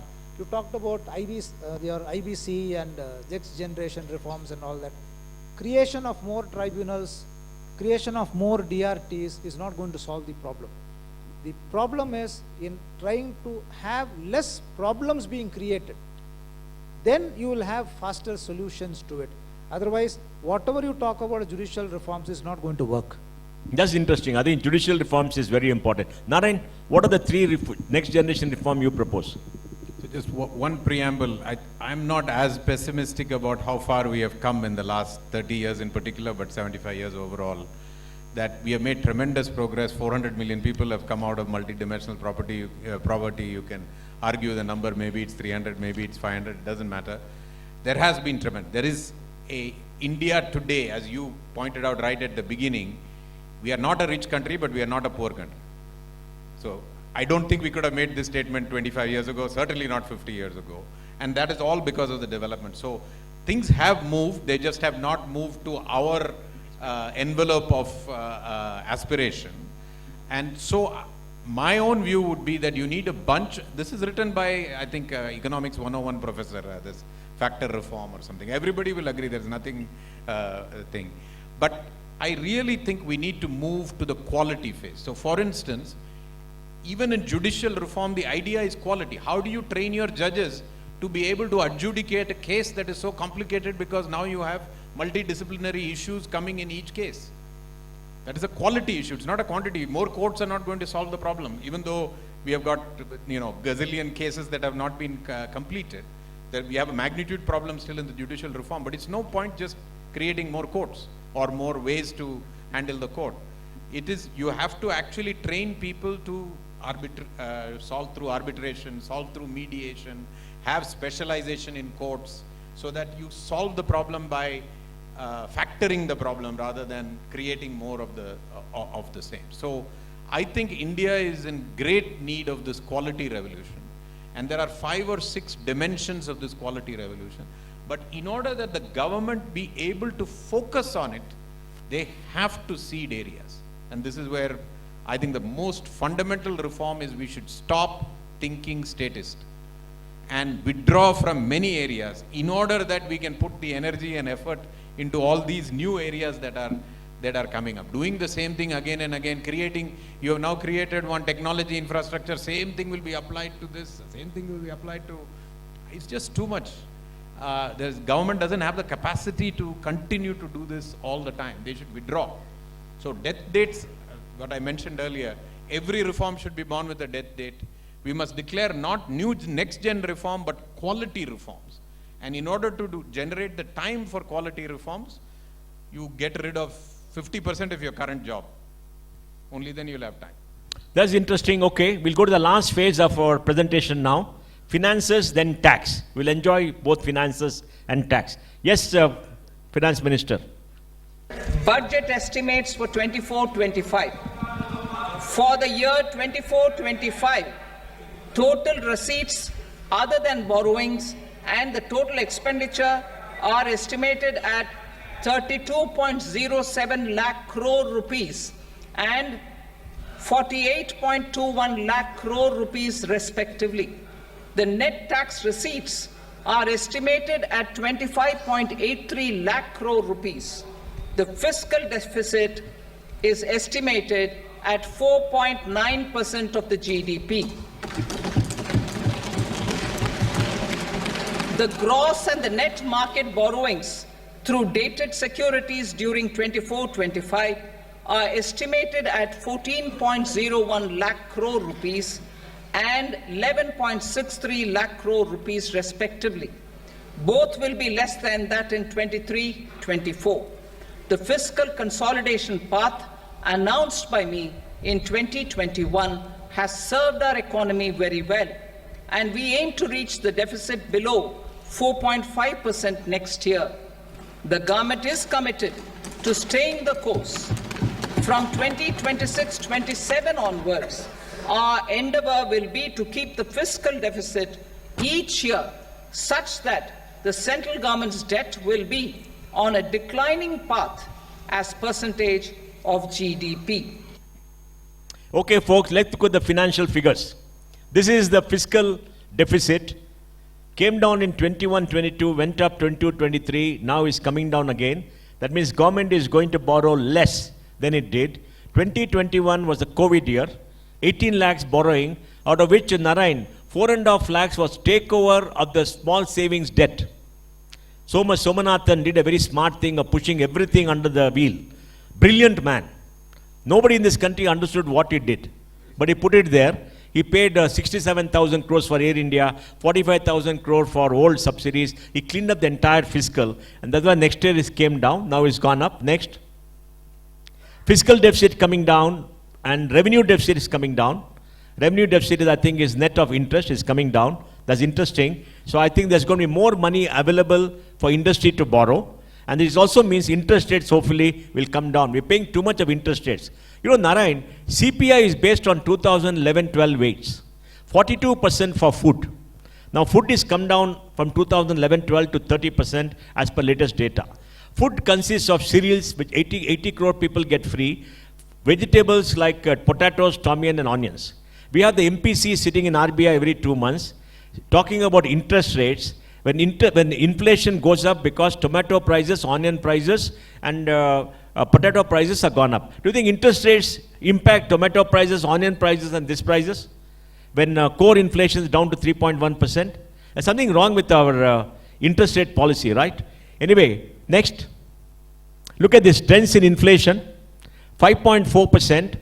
3% is core inflation, 2.4 is because tomato, onion price goes up. So they raise interest rates, so EMI goes up, your borrowing cost goes up because tomato prices are going up, onion prices are going up. Onion prices go up because of shortage of supply, and there's also potato prices going up because of shortage, but interest rates don't impact them at all. So we are living in cuckoo land for some time. Next.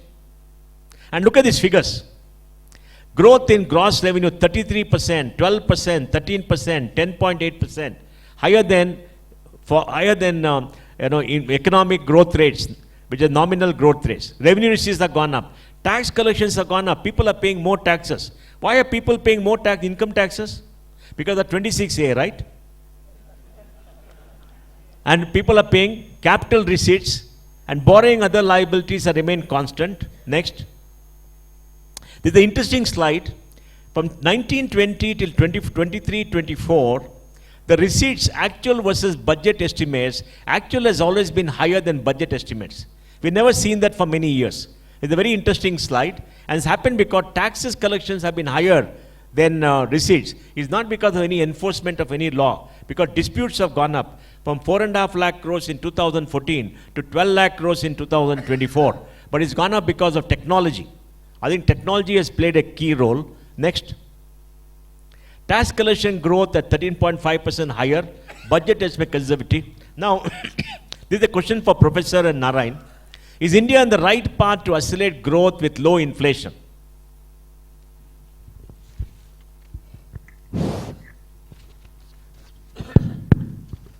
The first point is, I think, give the credit where it is due. A middle class woman being put as finance minister is an excellent idea. She is frugal, extremely frugal and not wasting any money. Middle class woman being put into? A finance minister. I think in every state they should follow this. South Indian, North Indian, East Indian, West Indian. All Indian women are frugal. Are frugal. Let's be very clear about it. And worried about the future. Men don't worry about the future. They worry about only the next day. That's all. So, she has done an excellent job in keeping it at... She has done it, or the finance secretary has done it, or Modi has done it? Huh? She has done it, or the finance secretary has done it, or Modi has done it? She has done it. She has done it. You give full credit. Very frugal. Okay. And second is, of course, one thing which everybody will agree, there is no whisper of any major corruption or anything about finance ministry so far. Oh, no corruption there. I have not heard about it. The allegation, yeah, not heard of it. Right? So, this 4.9 and 4.5 projection is wonderful actually. You see, many EU countries are struggling at 6, 7 and other things. We are much, much better. We are, of course, one thing is, as he rightly told, infrastructure we have focused significantly. But it is having impact in terms of election because people want current consumption. They want money immediately. They are not interested in your... The roads will give after 5 years and the airports will give you after 10 years. Future thing, no. That is one. And the tax collection growth is, it's not just because of the rate, it's also the coverage. Coverage because has of technology. Substantially increased in direct taxes. And, for instance, these indirect taxes also, the coverage has increased. In 19th, it was 87 or 88. We did a study. I was at Calcutta at the time, IIM. We did a study for Jyoti Babu government about the sales tax coverage. We found that 40% is not covered. Out of every 100 rupee which West Bengal government was to have earned, 40 rupee it is not earning. It's just simply not covered. And Ashim Das Gupta, finance minister, he, with the concurrent of Manmohan Singh, They created a framework for GST. Actually, not many people know CPM is primarily responsible for the GST. CPIM. Very, CPIM. Jyoti Basu was very, and then 21 laws of this country have been removed into one single GST. Extraordinary achievement we have done. The EU professor known to me in Paris, he was telling, what we are trying to do in 40 years, we could not achieve. They could not get an integrated EU tax system, but you in India have achieved it. This is something phenomenal. The point I want to stress is, we don't appreciate ourselves, some of our achievement. Yeah. So the GST has also increased the coverage. So the coverage portion has benefited in terms of tax collection growth. Other than that, the standard thing of telling the commissioners, fixing target for them, year end is coming, and the commissioner telling the, all the chartered accountant will know about it. The, assessees, you pay more now. Just I want to show in my thing, this quarter I have done. That also plays a role.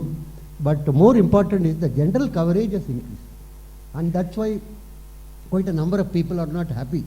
The traditional traders and other things who are not knowing anything about income tax, suddenly they are asked to pay. Is that true, folks? Are you finding greater coverage, more people filing returns? Huh? They want to file returns or they're stuck? Because of 26A. So that is something.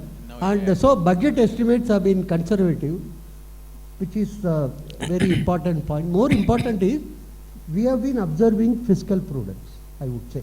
And the changeover from the old pension scheme to new pension scheme has also facilitated this. Because the pension and interest income the outflow was something of the order of some state governments as high as 70%. So Kerala was facing a huge crisis actually, West Bengal, many of them. So to that extent, the changes in the scheme has also facilitated this process. And so, you see, in the 70s, I don't know if you recall, every state government used to start so-called enterprises. Yeah. Every state government has got 50 to 55 state-level enterprises, which are totally inoperative. And we have 870 state enterprises. We don't talk about it when we talk about PSU. PSU means immediately we talk about ISRO and BSNL but these 850 state enterprises, 60% of them have not finalized their account after 2014-15. The auditors have a huge opportunity there, if they are courageous, to go and try to finalize some of those. I told one of the MD of the enterprise, why are you not taking steps? He says, what is the kya farak padta hai? I have got 2 years here, and everybody knows you can't start from zero. You have to go to the previous year. And he says, I can't go to the previous year to finalize this year account, because it is the first item in the balance sheet, you also know, right? Which is the first item? First item in the balance sheet, capital.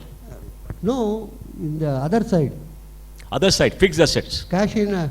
Cash in and the last Cash in last hand item. and bank balance. Yeah. He says that is hand in cash is the first item in our case. Okay. So I cannot finalize any account. This whole thing, the entire state government having 50 to 55 enterprises, including the state, Tamil Nadu, everything. They all have got only real estate, nothing else.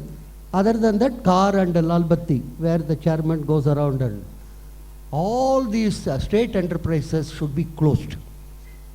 And that revenue, the income generated can be a huge support to the state government. They don't want to, have a look at that another thing. The last most important point is, last 15 years, prepare an Excel sheet of all those who worked as land registrars in all the states, from Kerala to Nagaland. Land registrar and their office, including peons, everybody, and the municipalities, like Bangalore municipality, Chennai, all those municipal commissioners, employees and others. Prepare a master list of this for the last 15 years, and then declare their assets are all frozen and confiscated by the government. You know, we become But they'll number go to 3 court and get a economy stay. overnight. They'll go to court and get a stay, Professor. We become number 3 economy overnight. Okay, we got number 3 economy overnight. Okay. Okay, now Narayan, if you look at the United States, fiscal deficit of $2 trillion a year now. Their interest on the debt is gone up from 500 billion 2 years ago to this year 1.1 trillion, more than their defense budget. In the next 2 years, expect to go to 1.4, 1.5 with debt around 32, 35 trillion dollars. Now, if you look at India, India has done very well. So, are we in the right path now to bring down interest rates, to bring down inflation, and invest properly? You think they've done all the right things? Absolutely. So the three things NDA, starting with Vajpayee, but now in the last 10 years as well, has done very well. One is using the bully pulpit to talk about things, everything from Swachh Bharat, which the Congress government never did. They had the same opportunity, but they never did. So that's one. Second, infrastructure we have spoken about. And third is fiscal consolidation. These three things, the NDA governments have done very, very well. But keeping with the theme of our discussion here, accelerate growth, you have to divide into two parts. Part one is macroeconomic stability. They have done very good job. Part two is letting the private sector do its job. They have not done a good job. They have regressed. So, phrased exactly like this, I would say accelerate growth. They don't appreciate that the private sector is the one that is required to accelerate growth. They have done a great job of macroeconomic stability and low inflation. And actually, inflation volatility has come down for many reasons, including the setting up of the MPC. The MPC is both an economic and a political body because it holds a technocratic body accountable to a political institution, which is very good, which is the way it should be, because otherwise the technocratic body says, I know more than but you. But the CPI is 2011-12 weight. They should take the core as a core inflation for putting interest rates, right? Yes and no. The core inflation, for instance, the US uses something called core PCE. The world is slowly going back to volatile components coming back into inflation. So we, like, I don't know whether you know, but India is the last major country to set up an MPC.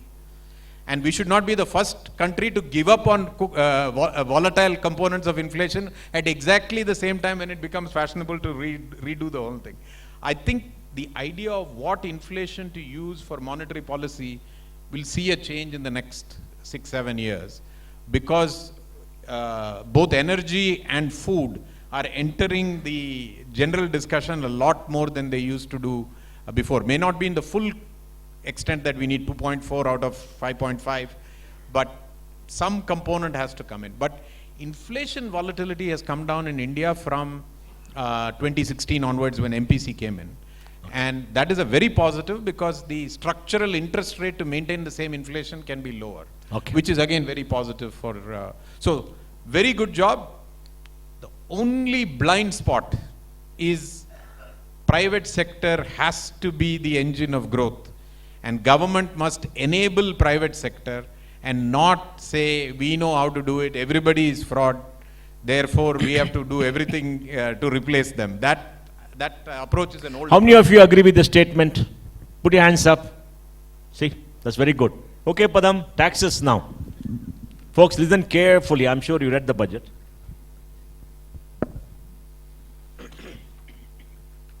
Comprehensive review of the Income Tax Act.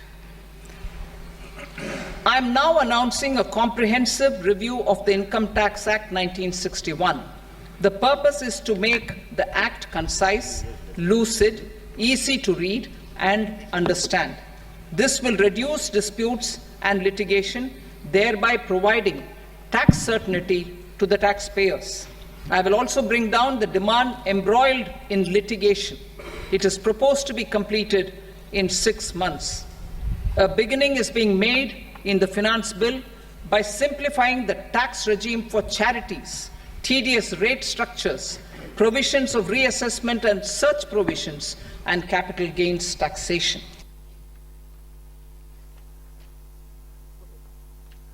We have the tax revenues. If you look into, we have had a growth that Pai was talking about. Corporate tax is about 10.20 crores, 10.2 lakh crores. Income tax, personal income tax is 11.87. Interesting, that is actually beating the corporate tax now. and also beating GST, which is about 10.61 lakh crores. About 55% of the taxes are coming from direct taxes, 45% coming from indirect taxes. Next slide. Yeah, tax to GDP, look at the tax to GDP, go back to the earlier slide please. Tax to GDP ratio, we are consistent somewhere around 6 to 6.8%, we are consistent. Marginally growing up this year, last year 6.6, expecting to go up to 6.8%. Next. The changes, we are talking about the finance minister's speech making a statement that we would like to have a comprehensive review. Very, very bold statement to say easy, lucid, shorn of litigation, opportunities. Taxation and buyback of dividends is very interesting to say that the whole of the amount received will be taxed as dividend and the amount you originally invested in shares will be taken as capital loss for you. Angel tax to be abolished. Equalization levy also abolished. This is a promise made to the US government that we will have only up to June, and therefore they said equalization levy abolished. This is going to be possibly replaced by certain proposition in the direct tax code when we have the pillar 2 coming in. We'll have to wait for that amendments about, but for the time being, equalization levy has been abolished. Next. We are having a significant amount of simplification is what the finance minister is talking about. Actually, there is a good amount of confusion on this matter concern as to how the taxation of capital gains going to occur. We have removed the benefit of indexation. We have reduced the rate of tax from 20% to 12.5% for capital gains tax on long term, which is the same consistent figure for all type of long-term capital gains, meaning that for securities it goes up from 10 to 12.5%. And there's a lot of resistance on the capital market reaction yesterday to this proposal concern. We have also the capital assets qualifying as long-term if they're held by a person for more than 2 years. Foreign corporates, the rates of tax are going to be reduced from 40% to 35%. And very interestingly, many of these proposals are coming into effect from yesterday itself. The benefit of indexation not being available to you is effective from yesterday itself. From 23rd of July, you'll have the new law kicking in. Very interesting, only unique way of doing things. Next. It's like something like coming like the indirect taxes earlier that on the midnight of the proposal itself, they were brought into effect. And they are now therefore trying to do that for income tax purposes also. Reassessment, which is now for a period of 10 years, is going to be coming down to 5 years' time. Except for search cases, you will have 6 years of reopening. And we also have a revisit of the search case assessment now. Charities, multiple regimes are there. They're trying to coalesce them into one particular regime only. Section 11 will be the ultimate regime that will be prevailing. 1023C, that will be fading away from the Income Tax Act. On many of the tedious provisions, there's a reduction of rates from a generality of 5% to 2%. E-commerce TDS also will go down from 1% to 0.1%. We are going to also have certain procedural changes in terms of the TCS also being taken into account for TDS calculation. Next. Litigation and appeal. We had a 2020 Vivad Se Vishwas scheme. We are having one more scheme coming in now. 2024 Vivad Se Vishwas scheme. Possibly government is failing in 4 years, litigation is accumulated. There are not many officers at the first level, therefore they're saying we'll have more officers to deploy at the first CIT appeals level. The monetary limits for filing appeals are going to increase. Personal income tax, we had a slab from 3 lakhs to 6 lakhs at 5%. That 6 has become 7. And therefore accordingly they have moved 1 lakh for all the subsequent slabs. And Professor Vaidyanadhan was mentioning there are too many slabs there. 6 to 3 to 7, 7 to 10, 10 to 12, 12 to 15 and above 15. There are too many slabs there. Standard deduction is increased for only those people who are opting for the new regimes concerned. So some incentives are there, nudging people to go into the new regime itself. The finance minister said about 66% of the individuals were opting for the new regime and 58% of the corporates are opting for the new regime itself. Security transaction on futures and options is going to be increased from 0.02% to 1%, possibly looking at trying to curtail the speculative activity which is now taking the market by storm itself. Next. Now, very interesting. FM on one hand says, I'm going to have a direct tax code in 6 months' time being redone all over again. The finance minister, Chidambaram, had 2 codes then in 1998 and 2008. We had 2 codes. They didn't see the light of the day. Another exercise being undertaken by this finance minister. But despite the fact that they're going to say, I'm going to have a 6 months regime for the purpose of a new direct tax code, We are having a significant number of changes to the Income Tax Act. Was there a need at all for having so many changes when you're looking at a new law coming into the picture? And will the simplification of saying that we are going to curtail the time, because Shivadass was mentioning about the time that is taken for the purpose of solving litigation, will that be helping in terms of reducing or avoiding uncertainties? And if the shifting of buyback of tax from the company back to the shareholders concerned is a good move, Shivadass, your reactions on this matter? No, as you rightly said, the announcement of a review of the Income Tax Act to be done in 6 months, I think this is a repeat of what earlier was attempted. Now, in fact, if I remember correctly, they did bring out a direct tax code also. And on a first reading, it did look simple at that point of time. But the problem is not that. The problem is, while you do bring in a code, trying to make it as simple as possible. In fact, I always remember the foreign trade policies earlier used to be so complicated in reading. I'm talking about maybe 2000 policies of pre-2006, 2007, etc. And I think I should give credit to Mr. Chidambaram. I'm told that there is one foreign trade policy of one particular year, which he dictated straight. Every portion of that foreign trade policy was dictated by him. And it was so simple. So thereafter, if you look at it, the foreign trade policy has been relatively simple. Foreign trade policy read with the handbook of procedures. Now the direct tax code, as it came when they released it, was simple. But the bureaucrats in the system don't allow it to remain as simple as that. They make small changes by which by the time you start implementing it, it becomes complicated. And I'll give you an example of how it is getting translated in the GST law. So the GST law, if all of you would know, is essentially an amalgam of the earlier central excise, then the service tax, then the VAT, all of them put together is what is made into a GST law. We have one model law coming in 2016, September or something. Then a second model law came sometime in November 2016. Then ultimately the main law came in 2017.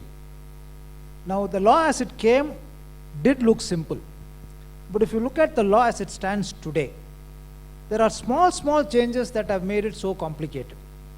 Now these small changes are making life miserable both for the SSEs as well as for the tax practitioners. Look at the administrators, is different. For them to implement always on a negative law is different. Now, therefore, that is always my concern when they talk about simplification of the direct tax code, how they are going to implement it.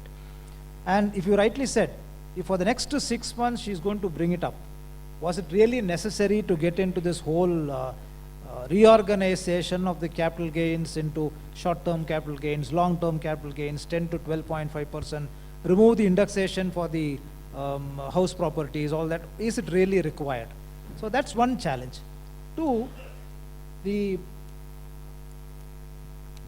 feel that we have seen that the intention at the time of framing the law doesn't get reflected at the point of implementation.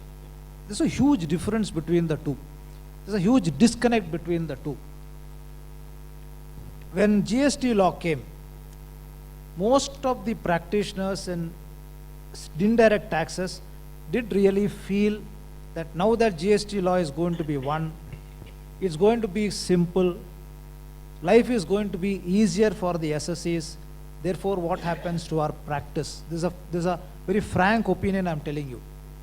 But today, 7 years down the line, every GST practitioner is assured for the next 20 years his life is secured.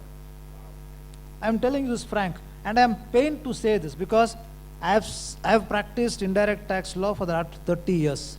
I have seen how excise law was there, how service tax law emerged, how sales tax law was there, how VAT law came, and how GST has come. I had high hopes about the way GST law was framed and was sought to be implemented. But the way it is today implemented is really making life miserable. Therefore, there are going to be challenges in making it simplified and making it simple for the SSEs. Professor, long-term fiscal policy, what Finance Minister V.P. Singh had said, that we have some sort of a stability in policy concern. What we announced today should be there for a reasonable amount of time, so that there is no question of reorienting yourself again and again to frequent changes concern. Any general comments on this?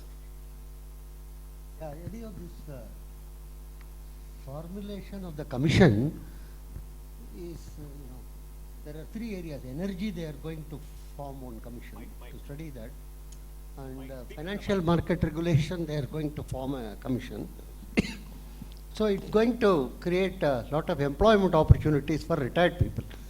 They are all waiting actually, what we call war veterans.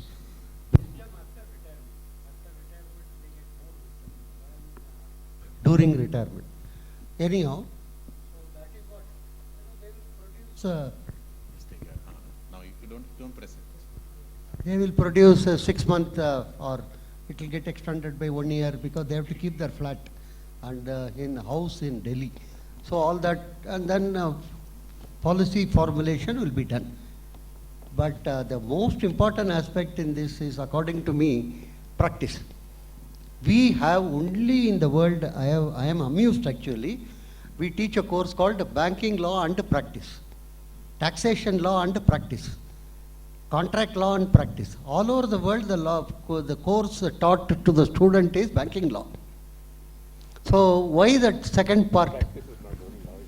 And one senior bureaucrat told, Professor, you should know that part is the most important part, where we earn money. So it's not. Second is, I have taught 40 years of finance, and I never understood this long term and short term. When you make a capital gain, government, any gain you make, government will come in. Gain mean government will come in. Loss mean you have to bear it anyhow.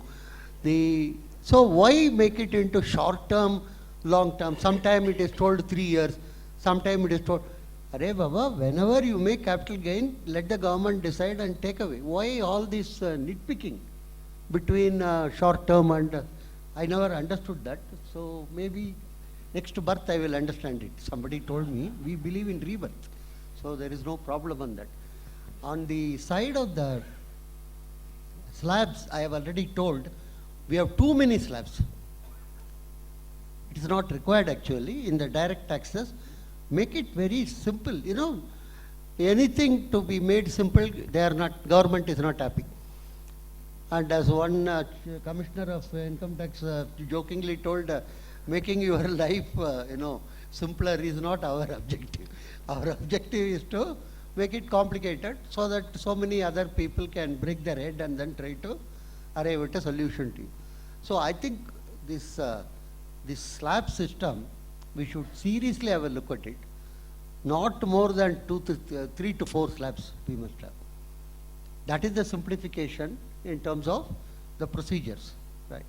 The last but not least is, if they have all sorts of, up to 7 years they can look back, up to 70 years, all that I think is something like 2-3 years maybe they can go back if they have not found anything in the last 3 years.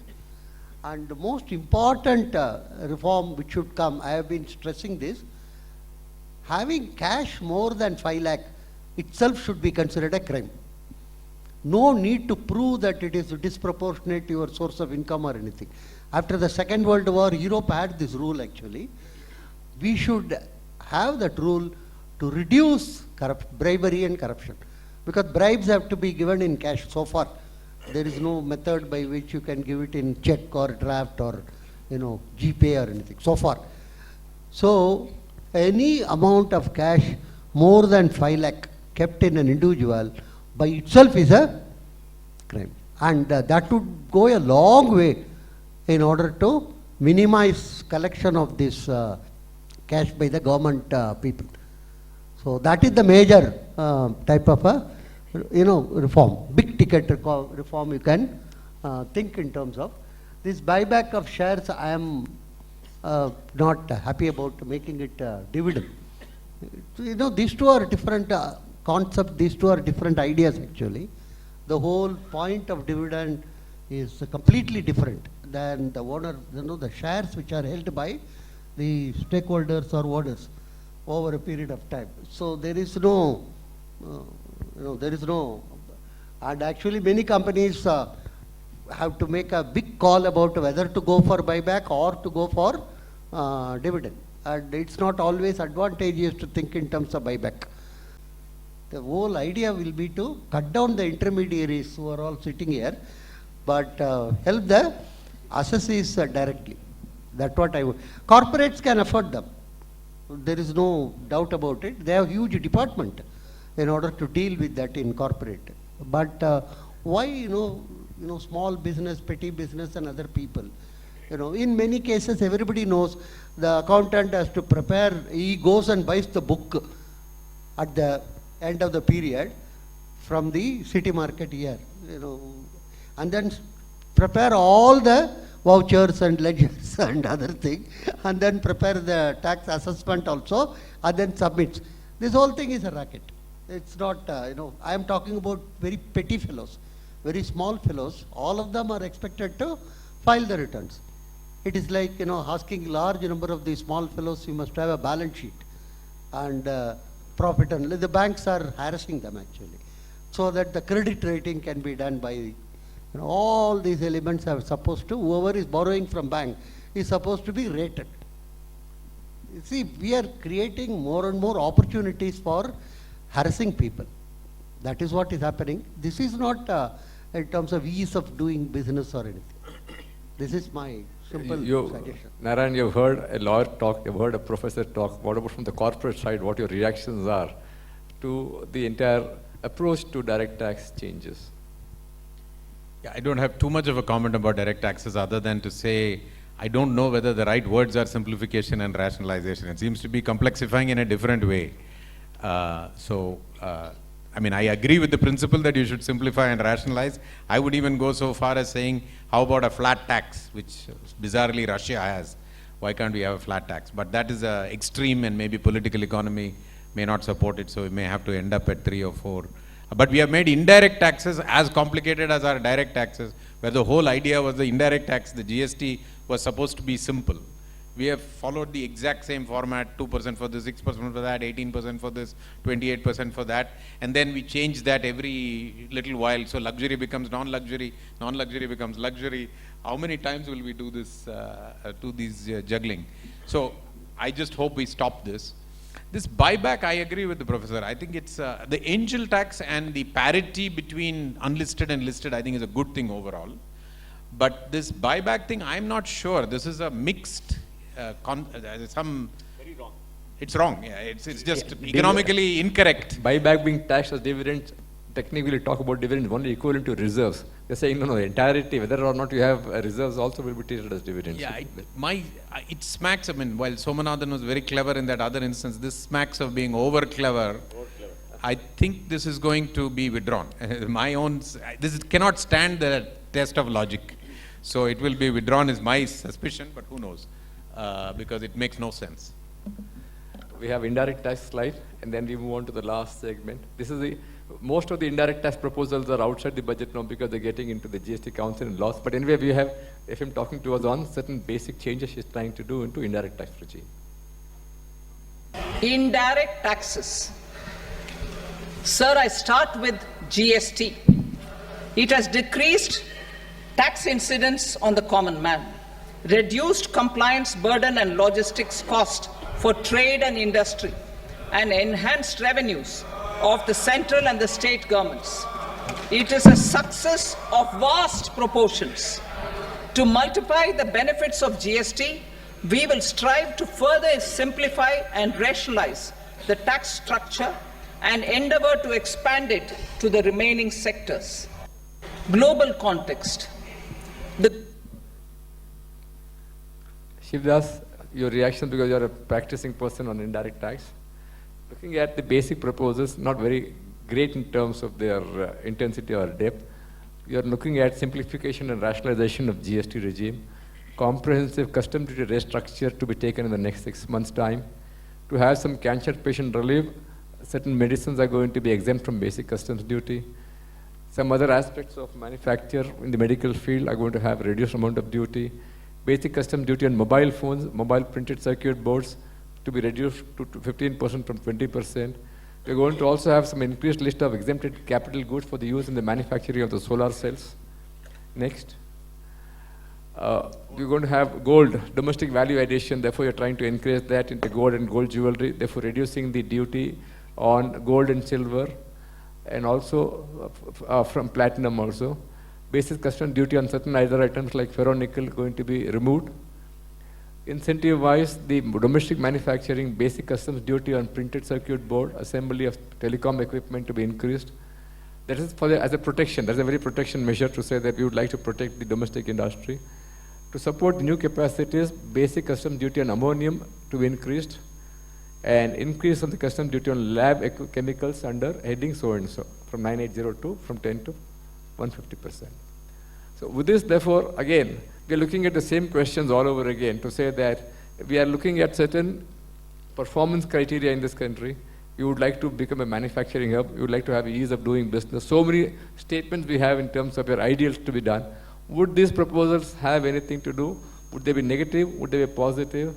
And would there be, by your experience of making some comments already, looking into also the compliance burden and improving tax administration, what is required to be done?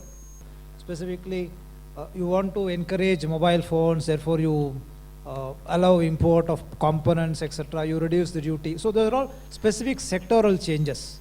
So that doesn't really reflect on the right or wrong of the entire tax administration. So these changes I really don't take so much serious in order to contribute to the picture of the administration. Whether they want to expand GST to the remaining sectors, yes, there is a cry for it. For example, to get into the aviation sector, then the petroleum products and all that. Now, to what extent the states will, while it is easy to talk about all this and then they keep discussing about it in GST Council meetings, to what extent states will really agree to allow the petroleum products to get into the GST is a big issue, because the petroleum products is a big revenue for each one of the states. So for them to forego it and then leave only the liquor and the ENA for them, I think the states may resist for it, though optically they'll keep saying that we want to bring everything onto GST and all that. Now these proposals really doesn't contribute so much into the compliance burden or tax administration, whatever proposals they talk about. There are two things I always keep seeing in GST. One is this, the electronic system of raising invoices, movement of goods, etc. is something which most of the businesses have welcomed. Because now it helps to ease their way of raising documents and moving the goods. So that's something which most of the big businesses have welcomed. Small businesses, yes, they have their problem because they are not too sure how they will really cooperate with that, how it will come. The first 2-3 years we had these challenges, 17, 18, 18, 19, 19, 20, we had these challenges. But I think subsequently everybody has reconciled to the fact, and people have now recognized that this is a better way. And this also has contributed to the expanding the tax base.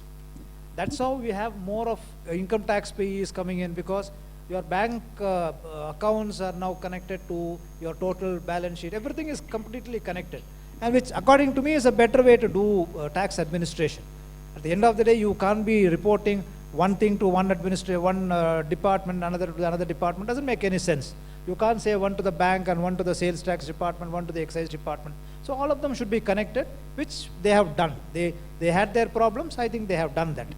But whether it has reduced the compliance burden in respect of the number of returns, I think there is still a huge way to go.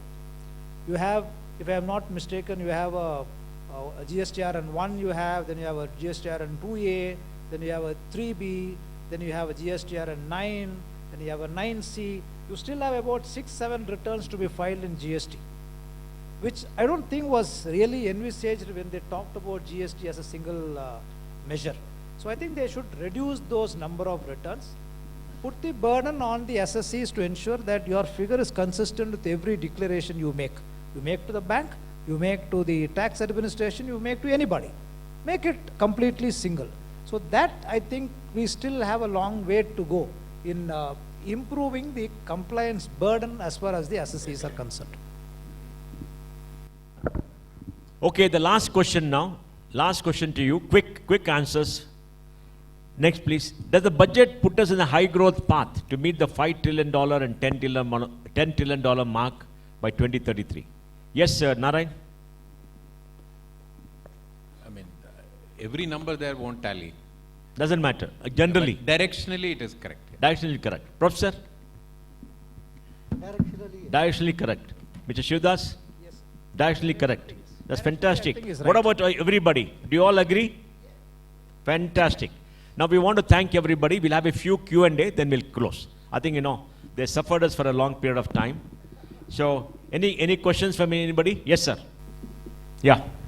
Very good evening, sirs. There are 2 points which economic survey spoke of, but finance minister didn't cover directly. First one, economic survey warned about AI. So it definitely is going to have an impact. It is having an impact in a lot of foreign countries. It's definitely going to have an impact.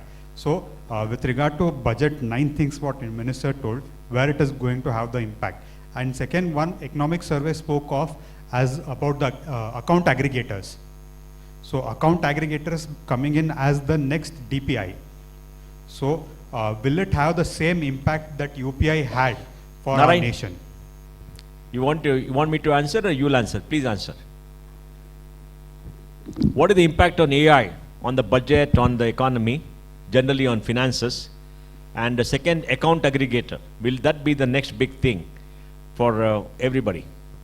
So every economic survey always introduces some interesting new ideas. So if you recall, Arvind Subramaniam had universal basic income, which has fallen by the wayside.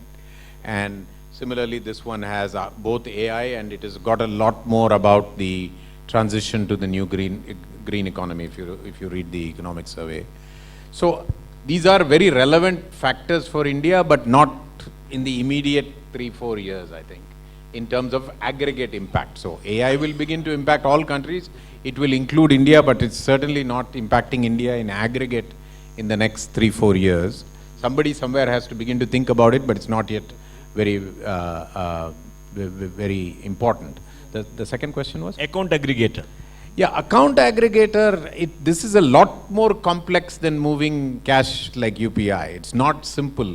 And there are multiple even private platforms. Threads is a platform that is broadly like account aggregator. So you need a lot more curation for account aggregation than simply creating a digital stack. And the question is, who will produce that curation and who will produce that, literally the aggregation? And the way we are thinking about it, we are not thinking about it like a TCP/IP protocol. We are not thinking about it as a curated private service. We are thinking about it in the middle, which is a very difficult position to be, honestly. So I think this is going to take a lot longer, and Mohan and I have spoken many times to Nandan, but it's a good basic idea, but I don't know whether it's going to work anytime soon. Okay, any other question? Yes, sir. Hello. Yeah. The second important point which Finance Minister was mentioning was about the employment and the skilling. The fundamental question here is our education system itself is on a back foot, where we are more concentrated on the theory than the practice. So overall, is it not that we are talking about apprenticeship after, so all those, questions comes up, how the selection will be, who will be that 1 crore, who will be, given the apprenticeship for 5 years. By that time, you will have other 5 crores coming into the market for employment.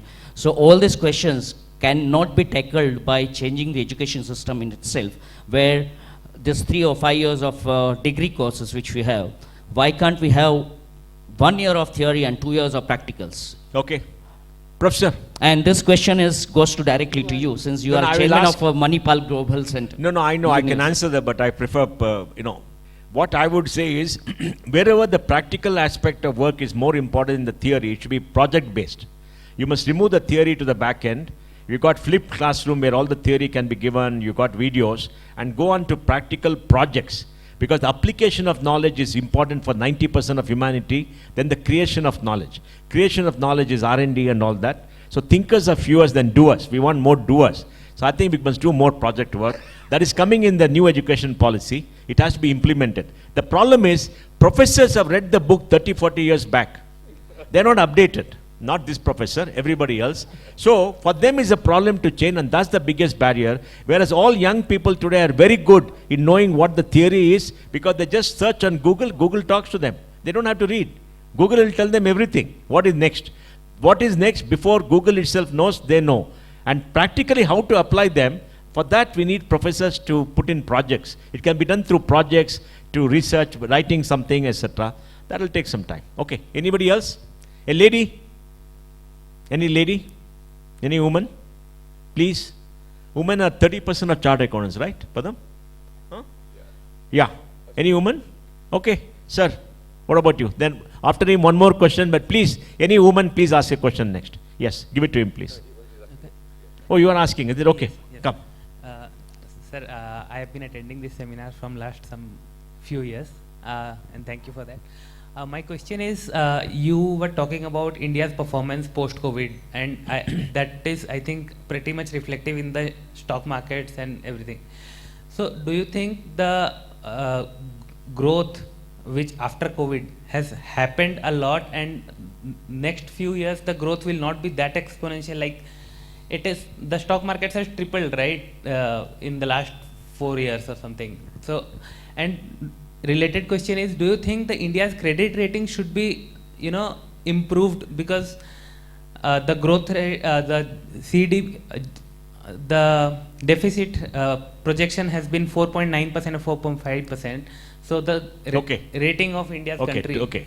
I'll give data, then I'll ask Narayan.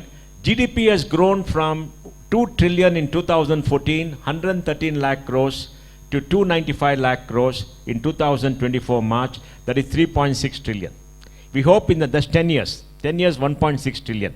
In the next 5 years, we can grow it from 3.6 trillion to maybe 6 to 6.5 trillion. Now you calculate which is larger. In percentage, the past could be higher, in absolute amount is larger. And then, what was the next point? Credit rating. Okay, Narayan, please comment on both. So on credit rating, there's already a move to really improve India's credit rating, because it does not reflect in actual Indian performance. So it is required. I think this is one area again where the government is beginning to do a very good job and saying, you guys are following Western practices. They have gone to 150% debt to GDP. You keep their rating as investment grade, and we are barely investment grade. It's all wrong. So I think you can begin to see improvements in that. That's on that. Second, I'll just give you a simple formula. Invest in India till we actually hold the Olympics. That's 1936, right? Well, we don't know. 2036. I'm not so confident about that. But no, they bought 2,500 acres in Ahmedabad. The simple algorithm is, look at every country. Every emerging market sociologically holds an Olympic when it thinks it has arrived. So Seoul did, Brazil, Rio did, Beijing did. After that, they tank. Sorry? After that, they tank. After that, they tank. Hence, hold till Olympics. Okay. Any lady, last question, and then the gentleman. Okay, sir. One more small question I had actually. There were a lot of discussion about the education. And in the education, the government is investing a lot. But do you think the government has missed it to, emphasize on the education at the primary level? Yeah. Every year, year they will be talking about There's how many problem. IIMs and IITs will be opening. Yes. It's not glamorous. Yes. Teaching a small child is very difficult. I have got 2-3 clarifications to ask. One is the buyback of shares. Last year, Infosys had bought shares through open market, and TCS had bought through tender route. Now, this open market buyback doesn't amount to double taxation, because both the shareholders will be paying taxes on the capital gains when they tender it to securities market. No, double taxation, how? Because company has to pay buyback share. Therefore, it's exempt. Once the company pays buyback share, it's exempt in the hands of the shareholder. But that is possible. No, when you buy in the market, you're not able to trace what you bought is sold by somebody. I think NSE has got a program by which if Infosys buys the market in a particular day, somebody sells, they can link one to the other, and then you can take credit. But it doesn't happen for everybody, right? Doesn't happen in practice, huh? There's a double taxation, yes. You can't track it. And okay. My second question is, like this changes in capital gains, is it retrospective effect, 1.25 15 to 20. No, some of them are effect from 23rd of July. For example, indexation going away, capital gains tax coming to 12.5% is on 23rd of July. It's the date of the transaction, technically. If you accomplish the transaction on 20th of July, you will have all the benefit. The old law will apply. If you are accomplishing the transaction yesterday or today or tomorrow, you will have the new law coming in picture. Not in all provisions concerned, in particular provision, they made a statement that these shall be effective immediately from 23rd of July. So it will be very effective from 23rd of July. Some provisions have been made from 23rd of July. I will make it simple, like long-term capital gains exemption is 1.25. Will it be appropriated into 2 periods?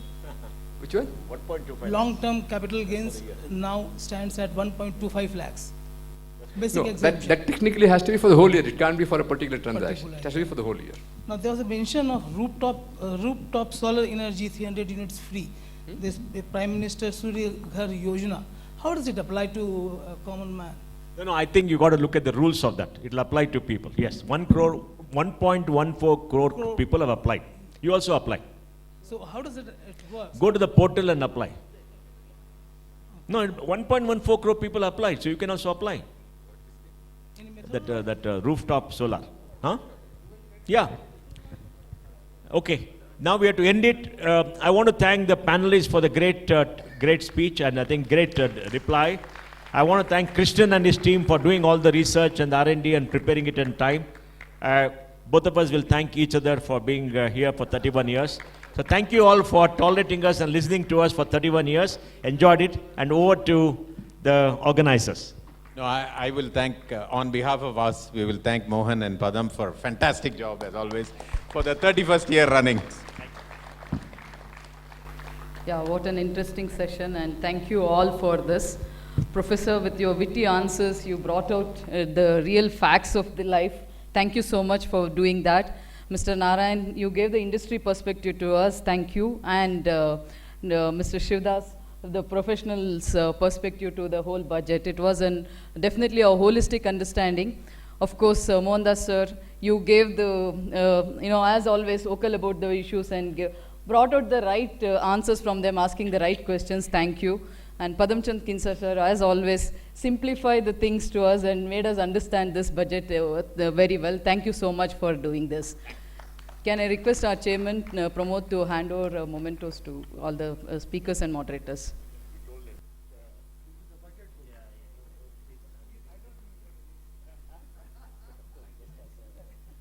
In the meantime, I also take time to...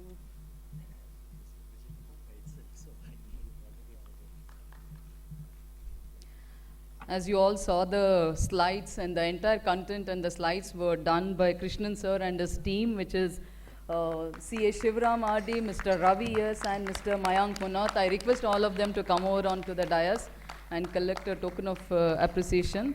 I request Mohandas Pai sir to hand over it to them.